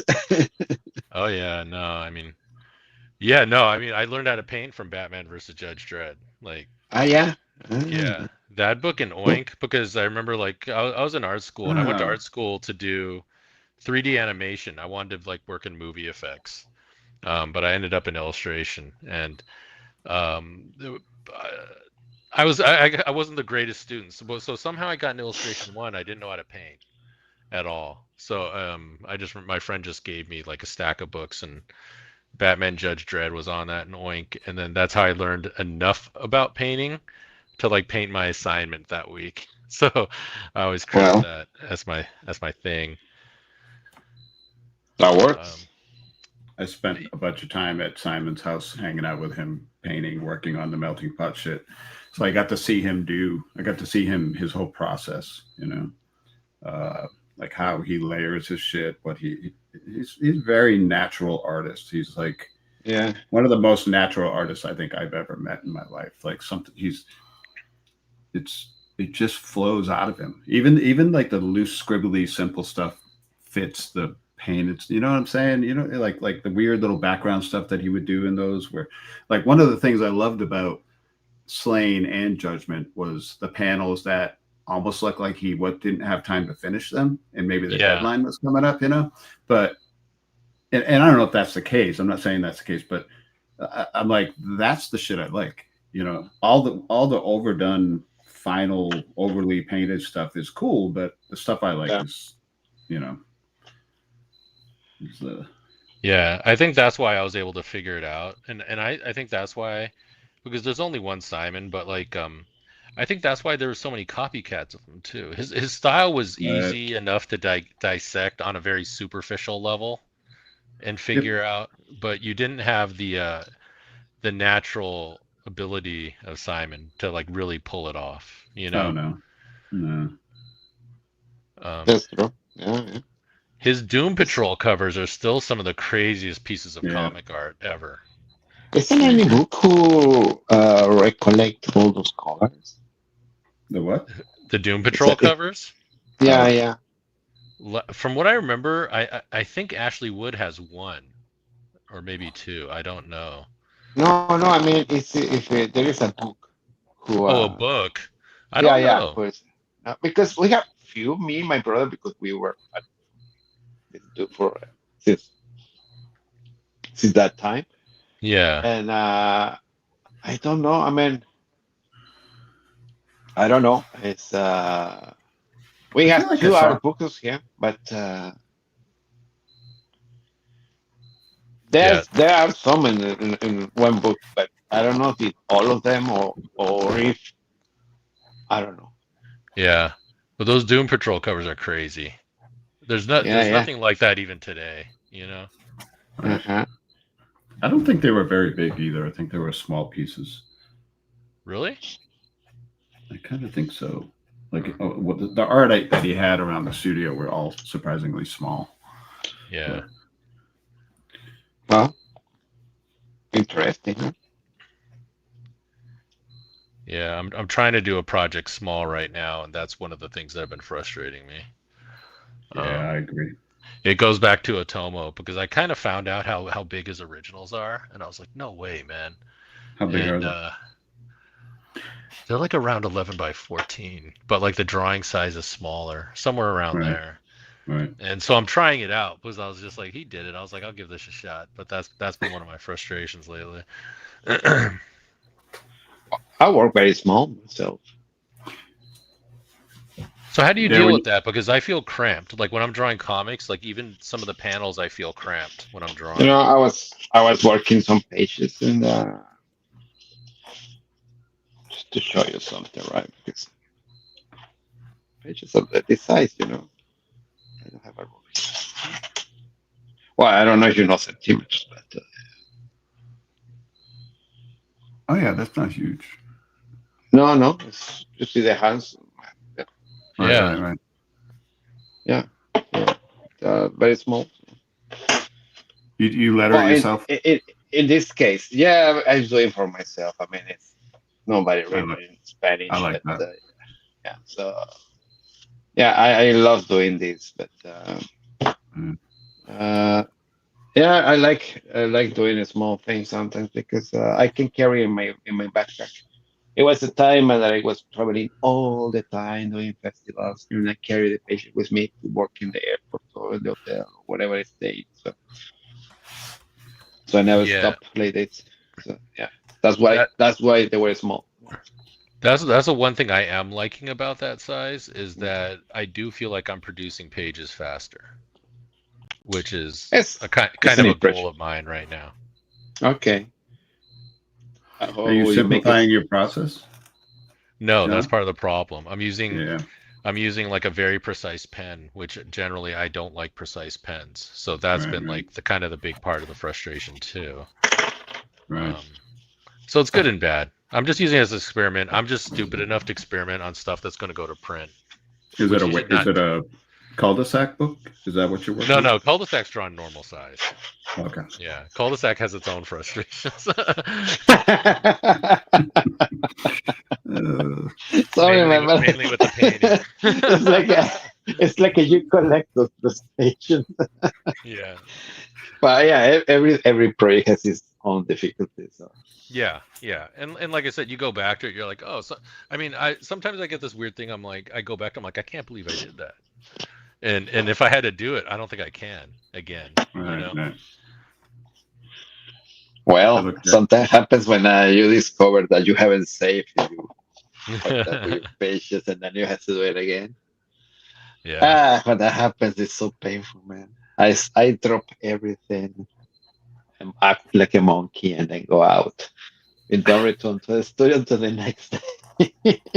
Really? Yeah, man, I'm so frustrated, so angry with myself, and then oh my goodness. so so I left everything and like it is. Go out to have Mhm. a drink or so. I'll do something, and Yeah. don't return until I calm down and then I'll say that. That's what's My good about mind living is in a city, you know? yeah, it's true. It's true. Yeah, because I used to live in San Francisco and it was so easy to like Uh-huh. just get out and go do Uh, something real quick, and not yeah, anymore, not where I currently live, you know? okay. But yeah, I had that chance. So yeah, when this frustration come off like this, okay. So I stopped doing the thing, but another thing I like to do, maybe you guys do that too, is working in a few, 3 or 4 projects in the same time, kind of, Working what? in a few different projects, Different different. projects at the same Yeah, time. yeah. Do you do Yeah, that? I definitely. I Yeah, yeah, yeah, yeah. kind Yeah. of. Yeah, I like doing that. I don't know why, but I like it. I like it, but I find it difficult sometimes if the projects are Oh really yeah, yeah, different, yeah, yeah. different in style. Yeah. Um, it requires me to like, I have to switch my mode of thinking, which sometimes I find difficult. Yeah. I'm at a point where I've with the tattooing and just the covers, and I'm honestly not really doing any big projects. And one of the goals has been to like split between art and tattooing, and it was more of a case of like learning to say no to certain things and really adhering to the rule of, Monday, Tuesday, Wednesday tattoos, the rest of the week for life and art. And I'm finally there doing it, and it's the best thing I've ever done. I love it. So, but I'm kind of over. I'm not really doing comics anymore. So other than covers, I keep getting people asking me if I'll do it again, which I always say no. And then after I say no, I'm like, now I'm kind of feel like I'm missing out. But you are smart, Eric. You are smart. Yeah. I'm smart. Don't do comics. Yeah. Don't do comics. Yeah. I don't know. But then like I did a bunch of shows and I was traveling and I didn't tattoo for I only did 1 or 2 tattoos over the course of 3 weeks, and I'm miserable. I just want to get back to tattooing now. So, and I think that's the key. The key is to split it up, do different things. Don't get stuck in one thing for too long. I don't know. It's not easy to do, and I understand that, but it's been the healthiest thing for me. And I think my art's improved because of it. Yeah, you always say do something, whatever, but do something. Yeah. And some people get stuck in that, and then because sometimes, I was gonna say the grind is real. The grind will burn you out. It doesn't. Yeah. There's no doubt about it. It happens. Yeah. It's sometimes I don't know, things doesn't work that you want, and then instead of stopping or doing the same thing over and over bad, I do something else. Oh yeah. Yeah, grabbing another page in another project. Do you find jumping from watercolor to ink to writing to in that way? Is that what you're talking about? Yeah, or just doing watercolors to another thing, so another project that completely changed my mind, and then now that I'm doing a little sport, that helps a lot too. So. Oh yeah, boxing. I mean. Yeah. The me. boxing helped me a lot. It get me a lot of concentration. So when I'm doing that, I 100% concentrate on that, or because I'm boxing. So it's very very helpful for my mind. I don't know, for my head. But it's a good thing. I stopped doing drawings, and I'm feeling better. That's the thing. But and then I have more interest in draw, or I think differently how I will work the next step of my drawings or project. Right. So, yeah. Yeah, I can see that. When I used to work out a lot, long time ago, it helped. It helped a lot, actually. Just in terms of clearing your head. I mean, it sounds corny, but it does work. These days I'm just swimming, which is purely just for recreation and exercise, so nothing too tough. That's good. That's good for you. Yeah, hey guys, we got about 20 minutes left. Do you guys want to start taking some submissions from the audience, sending in their pieces and taking a look at them? Yeah. Let's see what they got. All right, sweet. If you guys have been drawing with us tonight and you want to show everyone what you've been working on, send it to me at eli@cosmiclionproductions.com. I'll put it in the YouTube chat, and we'll take a look at it in a second. Yeah, it's more fun if you draw with us, for sure. 100%. And try different stuff. I'm trying to get people to go get some nibs and start inking with nibs. All these young people. Yeah, I mean, the Japanese nibs are good. They're the easiest. That's what I usually recommend to people. Is that the G pen, or what is it, like a brand? The G pen. I personally like Zebra, but you could use any of them. Yeah.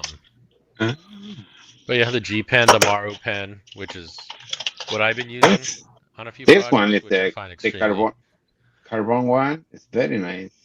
Which one is that? Carbon. Oh, it's like a fountain pen. Yeah, I always think about getting fountain pens, but I never ever. Huh? Yeah, you change this. You change those things, and then Yeah. I like a 65. Does the nib What? have like give? Does it what? How do you compare it to No, like an it's actual nib? no. It's comes with a pen, and this is very nice. And I've been drawing a lot with it, and I keep it. So Hmm. yeah, Yeah. it's I have but some like the last modified. toy. Yeah. I was gonna say I have some modified fountain Ah, pens. yeah. I don't. They're okay. Like there's one modified with the G nib. I'm too aggressive and too Right. heavy-handed to use them, but maybe if you have a lighter hand and you're a slower drawer, Yeah. they might be good actually.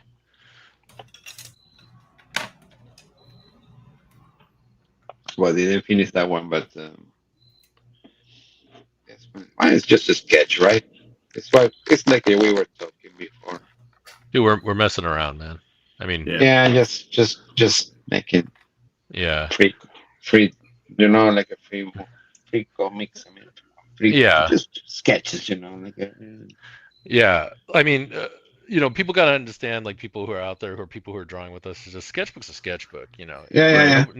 Nobody has to see it. It doesn't have to be good. We're doing it just for the activity of sketching. Yeah. Really. Right. The act of drawing. The act of drawing. See, we're getting all artsy here, man. It's The act of is it fucking an things act up. of magic? Magic. I wish The it was as act cool of as drawing magic. is it's like Alan Moore thing, Oh.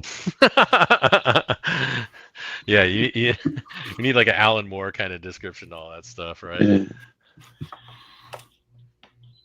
The word has magic. Cat spell. All right, we got our first piece sent in here. All right. This from Oh. Adam in the chat. Cool. He is working on the cover for his newest comic issue. Oh. And there it is. Oh, that's cool. Oh, He said it's a nice. Mike Zeck Punisher salute, homage. Oh, nice. Yeah. Cool. Awesome. Yeah. I guess I Love would it. be remiss to say that if I didn't say that it is released by Cosmic Lion Productions and will be available. I see. What I We'll can talk. see, he left the space to put the title of the book on. It's called Relic Hunter and it's issue 2. All right, cool. Yeah, nice He's a piece. good friend of mine, yeah. Nice. All right. I could share mine, I guess, too. Let's see what you got. Yeah. Then I tried to do a monster. You guys said draw some monster. Oh, There we go. Oh, Hey cool. now. cool. All right. I tried to harness a little Talbot in the lobster claw there. Yeah. Talbot-y in there. Claws are good.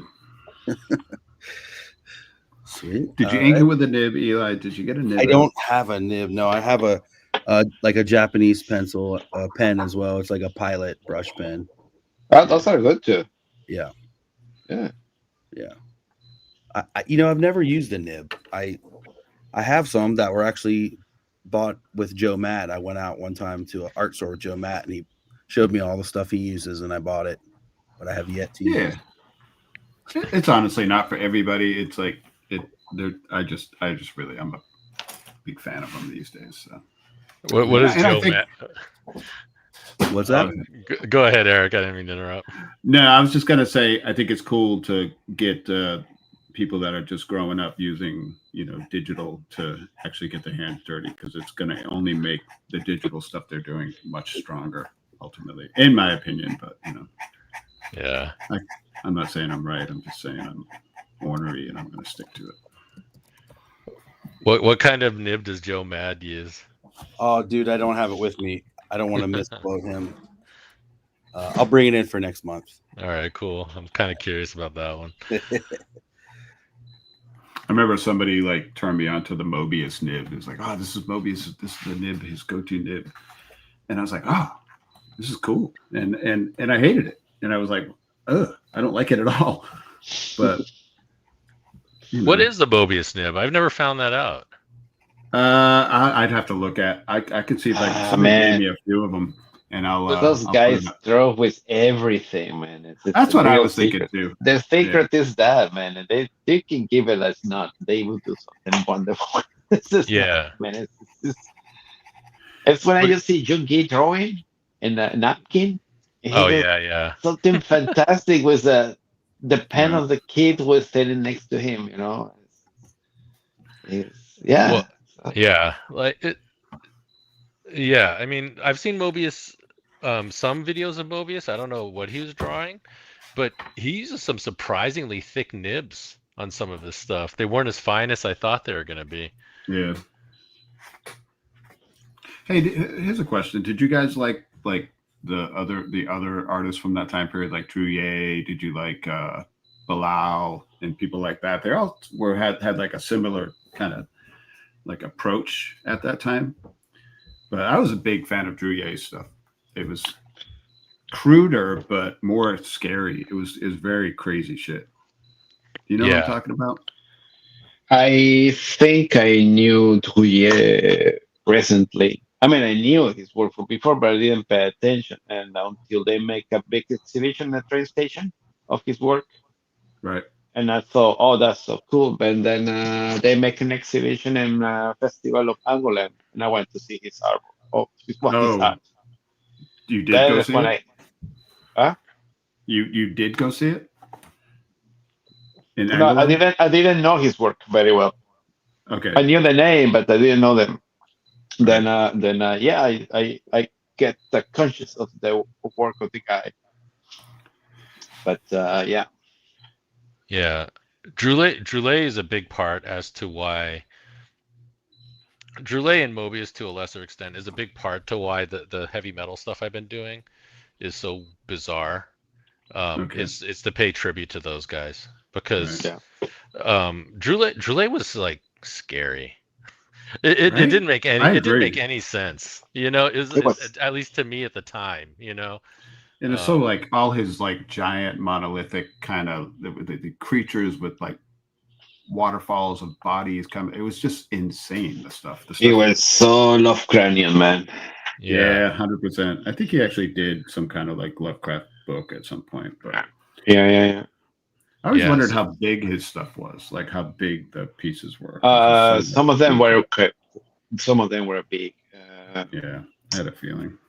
Yeah, because I tell you, saw the originals in that exhibition. So he did big pages. Yeah, he did big pages. Yeah, Bilal was one who, if I'm saying his name right, is Bilal, one. yeah, Yeah, Bilal. who I didn't really get until I saw his original work in Spain. I just happened to stumble on some kind of thing which had his originals, and they were so impressive. That's when I finally Oh, understood no him. kidding. Yeah. Yeah, I think I know his work for a while. Yeah. I like more his old stuff than the new ones, but I can appreciate the new stuff as well. So. You mean the pen and ink stuff, or you mean the older color stuff? Both. When I can Okay. appreciate both of them, I understand it's the same guy but different times. Yeah. All right, we Yeah. got our next two pieces in. Oh, All right. The crowd. This one is from Ryan, my friend who's sitting next to me. Oh, I like it. guys, you make Ryan draw. Yeah. man. Oh. That's pretty fun. He has That's this amazing good job. eye for stuff. Yeah, it's a very nice one. Yeah. it's kind of terrifying to me, that one. Yeah. Awesome. Thanks, guys. All right, and we got one more from let's see, what's his name? His name is Ryan Avila. And this is beautiful too. Oh wow. Oh, cool. Oh well. Yeah, Very that's interesting nice. one. Yeah. Very cool. Oh, that's Jeff. That's Jeff Avila. Oh yeah. Oh, Jeff, yeah. Hello, Yeah. Jeff. Oh, yeah. Do you know Jeff? Yeah, I know him. Yeah, I met him in San Diego. Very nice dude. Oh, yeah. Cheers, I've dude. known, Yeah, known now Jeff that I for see over the 20 drawing, years. Nice. Yeah, All I've right, known we've got that guy about for 10 over 20 minutes, so if you're years. in the chat, send yours in. We'll take a look at it. I'm happy to see your drawing with us, Jeff. Jeff has just like Yeah. incredible sketchbooks, and you guys should look it up on Instagram for sure. Yeah. Yeah, I follow him. Good. Cool. That's awesome. But yeah, Jeff is a student of Baron's story and carrying on the tradition. Both me and him are big Baron fans. It's so funny how the world is too small, right? Right. Dude, no kidding, man.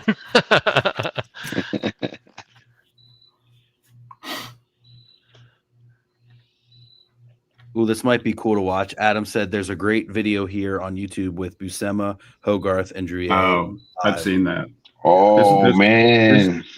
There's a whole series of those. I think Mobius is in some of them as well. Yeah, what's it called? Tick-a-tat or something? Yeah, and they're all just hanging out, and they just kind of work.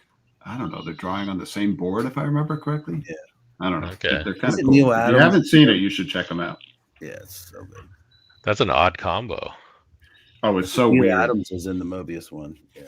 Really? Because it's from like the 70s, so they're all like wearing like 70s kind of hip outfits and stuff. It's In kinda mind, that time, man, how amazing will be that? Those guys were creating magic with just the pencil. You know? Oh yeah. No computers, no nothing. Oh yeah. Well, Yeah. the gouache thing, the ice cube tray thing about how I keep my gouache. That's a Berkey or something I figured out from Berkeley. I don't remember if I got exactly from him, but yeah, that's just to keep the paint wet. That's all that is. That's all that's about. So you just pull it out of the fridge and paint. Yeah, Wayshak, the Ginger Ninja here in the chat said, thanks for the ice cube tray gouache tip. I went out and bought one yesterday, and I'm using it now. Yeah.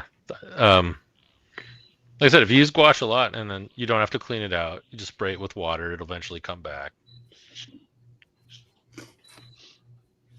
I've been using that for cul-de-sac. I take my pallets and I just put them in plastic bags, and if you spray a little water in, they'll last. You know what I'm saying? Like if you have a bunch of paint that you've mixed out that you really like, I'll just take the whole pallet and bag it and throw it aside until I come back the next day, and usually it's still good. Oh, do you pre-mix your paint? I don't, but sometimes I'll like suddenly start working on a background and I've mixed like a blue with other shit and I don't remember exactly what I did, and so I try to save it because if I'm not finishing, you know. But yeah. Okay. Because the only time I do the the only time I do the pre-mixing is oil painting. I don't find it very useful in other medias. Right. I'll show you my acrylic technique at some point. I think you'll get a kick out of it. It's weird. It's like a strange kind of process that I do. But I'm curious what that is. One technique I thought was strange for a very long time was Crayola's technique, Greg Simpkins. Yeah. Yeah, because he used to paint like big acrylic shapes and then like start redrawing and painting and rendering, and I thought that was really strange until I started seeing how some graffiti artists work, and I see that's how they commonly work. So I guess he's pulling in like a graffiti style into like acrylic painting. Stuff I'm talking about, I'm doing really small, but I use like use propylene glycol, and I slow down. I almost use it like water. And it kind of slows down the drying time on the acrylic. But I don't know. I'll show you at some point. Okay, interesting. Hey guys, I can hear a cricket. Is in your house, John? So what? It's definitely not my place. I thought maybe it was your place. No, they don't have cricket here. I know them in America, but not here. Oh, maybe it's my place. I don't know. Is it your place? Are you in the countryside place or something like that? Not fully countryside, but we have crickets and coyotes will howl sometimes. And okay. Oh well. It's really creepy. No, it's very nice actually. I miss so much the cricket sounds. It's like a nice white noise, something for sleep. Yeah. Well, yeah. Some people bother for that, but not me. It's a nice background noise, man. Yeah. No, we don't have that also here. I'm sure you have all the city noise though, right? Look, where I'm living, yeah, I live right in Paris, the city. But my window, which I have a wonderful window, is going through in front of the gardens inside. It's not, my window is not in the street side. So Oh, it's very okay. calm, very calm. Even if I open the window, it's very nice. So I'm So looking, why did you move to Paris? I'm curious. mostly for work. Okay. I was living in Barcelona back then. Hmm. For all this, I have to say that I was publishing in France before I moved to Europe. I uh, I was um, I was in Mexico when I started publishing my books, and then it happens that one of those books works very well. So when my publisher discovered I was living in Barcelona for another different job, he told me if I want to go to festivals and stuff like this. So, yeah, so I ended to spend more time in France than in Barcelona. Eventually, I moved here, Yeah. uh, and then yeah, I learned French and all that stuff. We I got So thought you one. were French. no, I was planning to come back to Mexico, and I was postponing my return until now. So yeah, around 9 years, something like that. So, yeah, Barcelona's great. yeah, That's a nice place to live, Barcelona. yeah. It's a nice place. I will not say the contrary. Yeah. When I was in Barcelona, I was young, and then yeah, Barcelona. So I basically wasn't working there, and I was just going to Oh, parties, drinking, friends visiting all the time. oh yeah. Yeah, Can't can't get but anything not done good that for way. work. Yeah, Not yeah, good for work. Yeah. yeah. So as I was traveling in Europe, so I just thought I was working more in the trains or in the transport. Mm, So yeah. Jazzle Hazel says it's probably glycol, like the golden open Oh, acrylics. so open acrylics. They're Yeah, these acrylics that I don't know. They get tacky more than anything. yeah. Actually don't like that. That's why I use the propylene glycol. Somebody got me on it years ago, and I went to a drugstore, and I used to have long hair, and I was like kind of freaky looking. And I remember I talked to the pharmacist, and I'm like, "Hey, I want to buy some propylene glycol." And he's like, "What do you want that for?" And then later I found out I guess they use it to make drugs, and he was probably like, ah, but I was so naive, and I think he was like, "What's this guy?" I'm like, "I'm an artist, and I want to use it to slow down the drying time of my acrylic paint." And he actually sold me some, and I still have it. And I basically use it like water. I use water and it because you don't want it. I don't like it to dry to slow down too much. I don't want to paint in oils. I still want it to be acrylic, Okay. but yeah, it's basically an additive that will slow the drying time to acrylics. But Yeah. That's definitely a new one for me. I mean, I have the open acrylics. I hate them. yeah, I I, don't like I, them I either. haven't touched them. They just make things tacky to me. Yep. I also tried water soluble oil paint. They're okay. Was Um, it, oh, yeah, I think I tried those. I don't paint in oils a lot personally, so I'm like a wet media guy. I actually really enjoy oils, but I don't get the opportunity to paint in oil anymore. Right. And a lot of my friends do it, and I do it occasionally, but I always kind of see it as like what I'll do when I get older, but I'm getting Oh older yeah. and I'm still not doing it. So yeah, I say the same thing too. yeah. What happens is you get set in your ways, and then you don't want to try new stuff when you get older because you're just kind of too, it's like, that's work. Well, that's And there like was a, go oh, ahead. I was just gonna say Go that's ahead. like I think I said who was it that I heard this quote from? Was it Bukowski or somebody who like was talking about how the older people get, sometimes they um they kind of hide behind form and technique. It was something like that. I don't know. That's what that was kind of reminding me of. How they kind of use that as, I guess he's trying to say they get more conservative because they're following form. They're doing this, and that tradition. I don't know. Yeah, I don't know. I think you get set in your ways. I think you just hit a point where I don't know. Yeah. I don't know. That's why, like, I always love. I know a lot of people like Sienkiewicz, but I love how Sienkiewicz will just, it's still him, but he'll use, he'll use God knows what medium, and it's still him, but it's still, I mean, he's so daring with everything he does. I don't know. It's pretty inspiring. I think he's in the acrylics him, right? I got that impression. I don't know. I honestly Sienkiewicz? think he uses everything. I think I'll leave Yeah, it I mean he on the makes that table. obviously, but I Yeah, think like the main one, you know. yeah, I think that's probably true.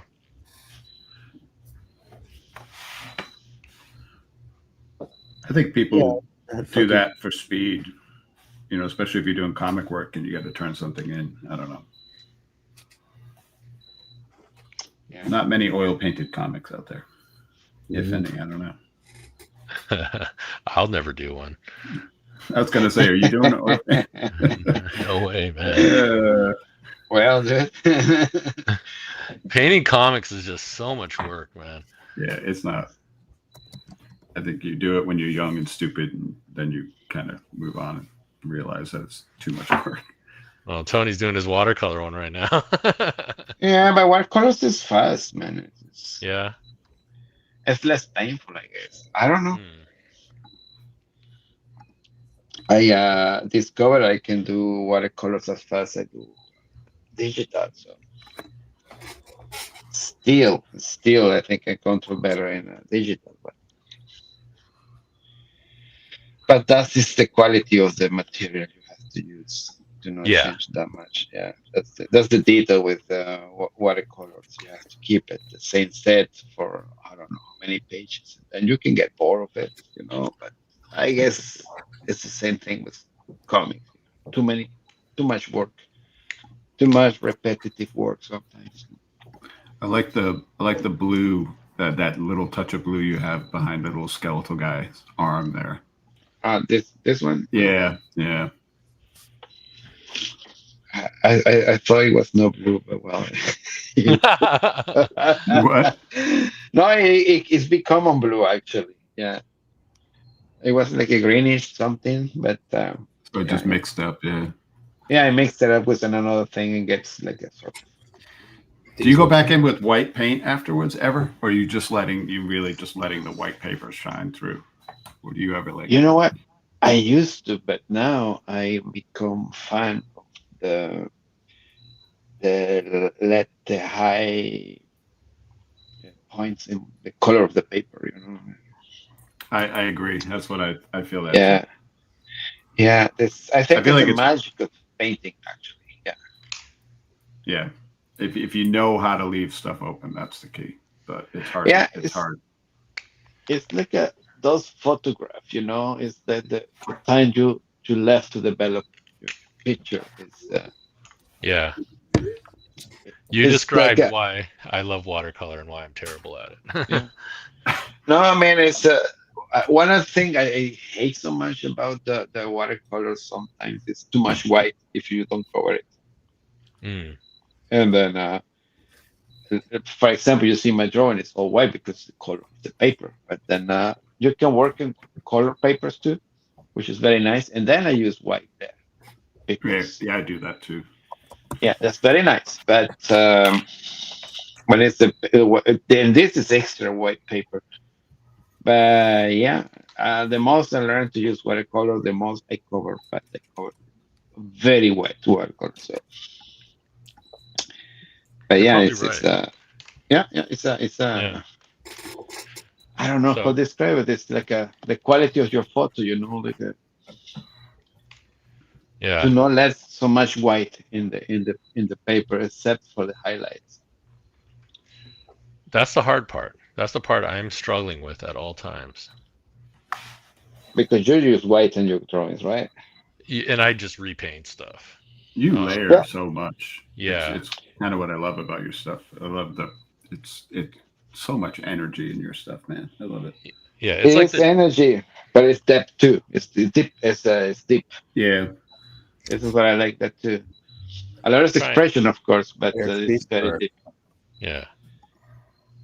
Did you ever try Yupo paper, John? I don't know what that is. It's like a synthetic plastic paper. Oh, I Okay. wow. wonder if you would. I wonder if you would like it. I'll, Huh. I'll talk to you after a little bit about it. Okay. I found out about it through again Sienkiewicz. He posted something that he did on Yupo paper, and I messed with it. I got some, John, and it do you know this paper, John? No. What is It's it very called? nice. is Paint that on. Yupo paper. It's Clairefontaine. So it's Oh, is probably the it same. really? Okay. Clairefontaine. I think you can get in the States because this guy is this kind of paper. Okay. Clairefontaine Plain makes like amazing fountain pen Yeah, journals. I never saw that art paper before. I'll yeah. have to This look for is that. I don't know for you in English, but this is 250 grams. I'm So nervous because it's they didn't say anything about very mine. good. They're just like, It can take a lot of things. So maybe it can be. I can imagine you work on this, and then I Is think it it like looks very good. like a plastic paper? Is it like a No, no, no. It's mag- like it's, it looks like a paper to me, but hmm. no, So it's a paper. that's what Yupo paper is. It's like a manufactured surface that is you can draw, you can paint, you can scrape stuff away, you can. It's tricky to work with, but it's really cool with nibs. I don't know. Mhm. Yeah, I I got love to that. try that out. This is I, actually one of my favorite sketchbooks. This was a Fabriano sketchbook that is really expensive here in the U.S., but it's got it's really thin Oh, paper, but it oh could man, take a beating. I forget what the paper's called, but what's the cover? Is it the multicolored yeah, I square drew one? over it. It's like multicolored paper. I don't remember Yeah, I what have it's those too. called. They changed the color of the paper for those. They had a Yeah, nice like blue. Yeah, I love that oh, it stuff. looks very nice. Yeah, yeah, they're yeah. really great. So anyway, this is one of my favorite sketchbooks. I haven't bought it for a while, but I love it. Yeah, I love those too. Yeah. Cool. We should probably it's been over 2 hours, so we should probably you want to do a show and Yeah, yeah. tell and see what you got, Sure. Tony. Yeah, yeah, sure. What do you want? What do you want me to do? Oh, let's see your sketch. What I'm working on? Yeah, yeah. Mm-hmm. I think I didn't finish, but I don't, looks I'm great to me. almost still on it. But I guess I will finish later, so when I have time. I like those guys on the left. I do Yeah, too. yeah. I enjoy. I like doing weird monsters. I have a sketchbook with only monsters. Yeah. And I have this same guy. It's a big weird guy, and this one has a lot Oh of man, it's a lot of the fish. this Oh, weird that's great. character. So this is like this is a Fabriano thing. Wow, that's really Yeah. nice, man. Yeah. I like I love the little guy running over the fish. Go back one. Ah, Go back this. one. That little guy by the fish. little guy running on the right. I love That it. guy. Yeah. Yeah. It's a weird guy I draw sometimes. Yeah. I And really love your girl portraits though. Your simple thank girl you, man. portraits is Thank kind of you. my favorite. Yeah. That's Your style so. also. You have a very original style. I love it's it's beautiful. Thank you. It's Uh, really beautiful stuff. That's very nice coming from you guys. Thanks so much. So yeah, I like to do Oh some man. like this that guy. I don't know if you can. Yeah, you can see it. Is That's that one just all good. watercolor? Yeah, that's watercolor. Okay. Yeah. So this is just a So sketchbook, just free yeah, sketching, yes. weird shit. It's not for anything. I think I wanna do a little comic like this. Hmm. Yeah. Oh man, Yeah. look at that. So I really enjoy doing this. I don't know. I do them in my vacations, in my free time. So this is like this is a funny sketchbook, Aquapad. Oh, It's a cellulose. It's not even. Oh yeah. But Claire It's, Fontaine makes yeah, fantastic paper. Clairefontaine as well. Yeah, yeah. Yeah. It's cheap. It's for doing sketches, Yeah. and I built myself this one too because it's for the paper I didn't use. So yeah, wow. it's funny. Yes, the same weird guy I was. Man, maybe I That's should the weird guy. sketch.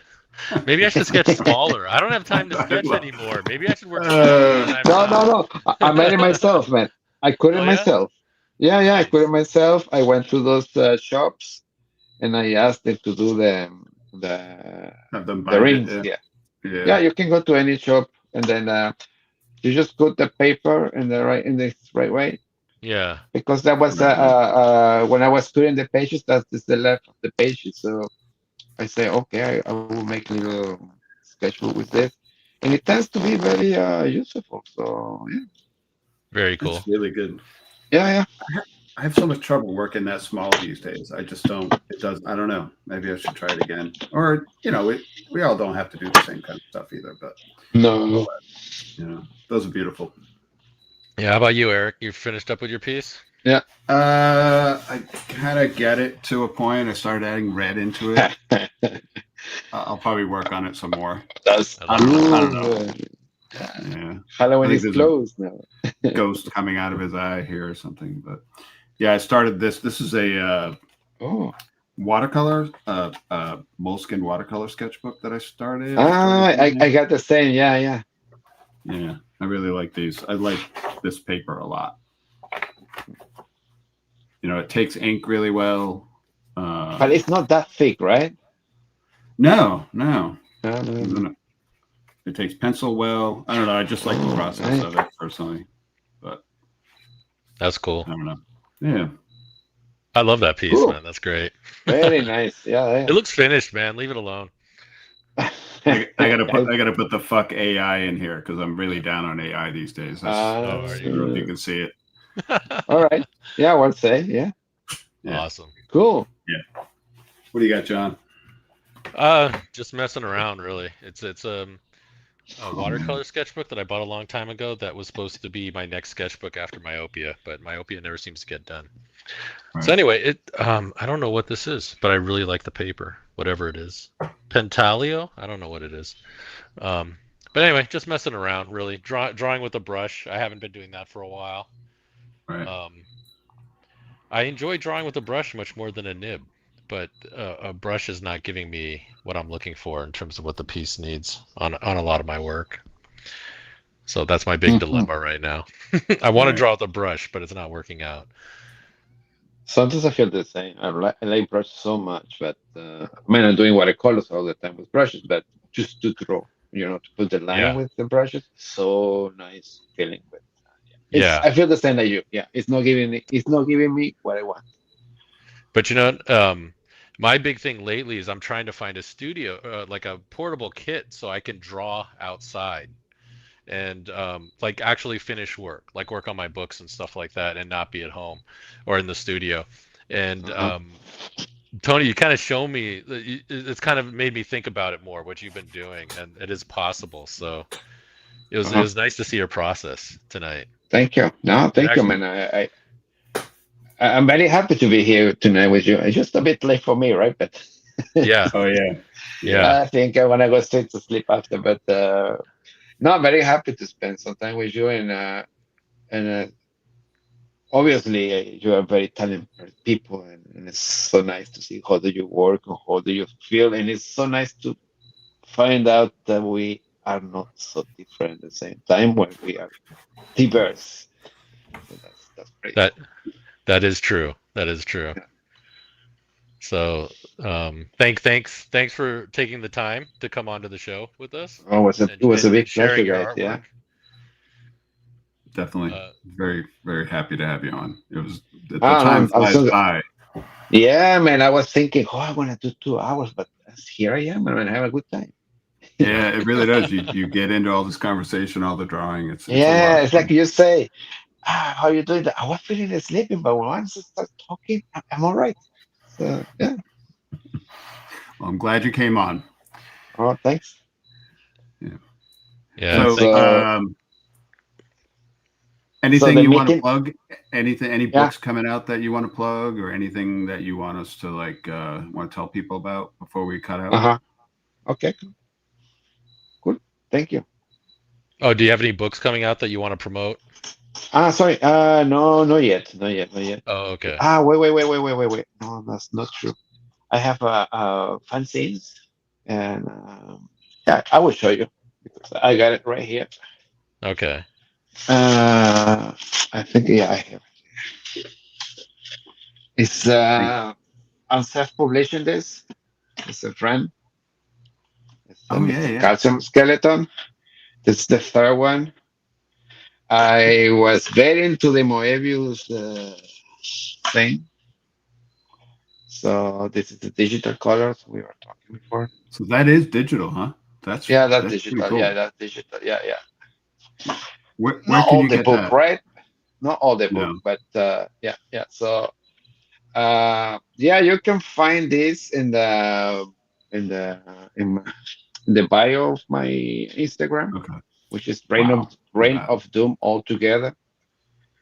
And then in my profile, you can see a link for buy me a coffee, and then you can see all my sketchbook of all this my self-publishing fanzines and some other things from me and this friend. We are just stuff uh, publishing some other young people too who are in the same mood like us. So you can Okay. you are more than welcome to see this link. See And if you like it. you also have the book from Super Annie is still available, right? Yeah, the Organica is still there.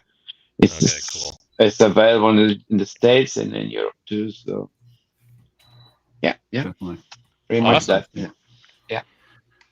Cool. All right. So we'll touch base after, but I just want to plug one thing. John and I are going to be working with artist named Mitch Cody next. Eli, did you pull anything up from Mitch's? You're asking me to me or Oh, Oh Eli. no, Eli. oh yeah, it's okay. Yeah, Do you I'm have a sorry. Mitch Cody Sorry, piece? I got it. Yeah, So- I got it. So Mitch is going to be on next month. I don't know the exact Okay. day. We'll be talking Cool. more about it as we get closer. But Mitch is a pretty cool biker artist. He does these crazy, I don't know, Simon Bisley-ish wizards riding choppers into like space voids and shit like that. I think you guys will dig it. It's pretty crazy stuff. So we'll be hanging with Mitch next, sometime next month, about a month away from now. Everybody go out and support Tony. Tony, you're so good. It's really impressive, the shit that Yeah. you do. Oh, thanks so much, guys. Thanks so much, guys. You are so good. Yeah, and then I'm yeah, glad thanks. I'm so glad to be here with you guys, and I want to thank you to you and all the people who will see this transmission. Awesome. Definitely. Thanks to all of you. Yeah, and then Sorry, I Glad was every- writing on that. You got it there. yeah. So what Erica described, that's what Mitch is pretty much. Yeah. So yeah, but Yeah, man, thank you let's- for everybody for tuned in. You know, we tried our best. We hope you guys enjoy it. Tony's brilliant, Eric's brilliant, and we'll be back next month, right? John's brilliant. Yeah, man. I think we're having fun. We're still doing it. Yeah. We'll Cool. Keep this thing going. Cool. All right. So hang around for a second, Tony, and we're gonna Yeah, go. sure. Thank you, everybody. And Okay. Cheers, everyone. All right. we'll see Take you care. guys next month.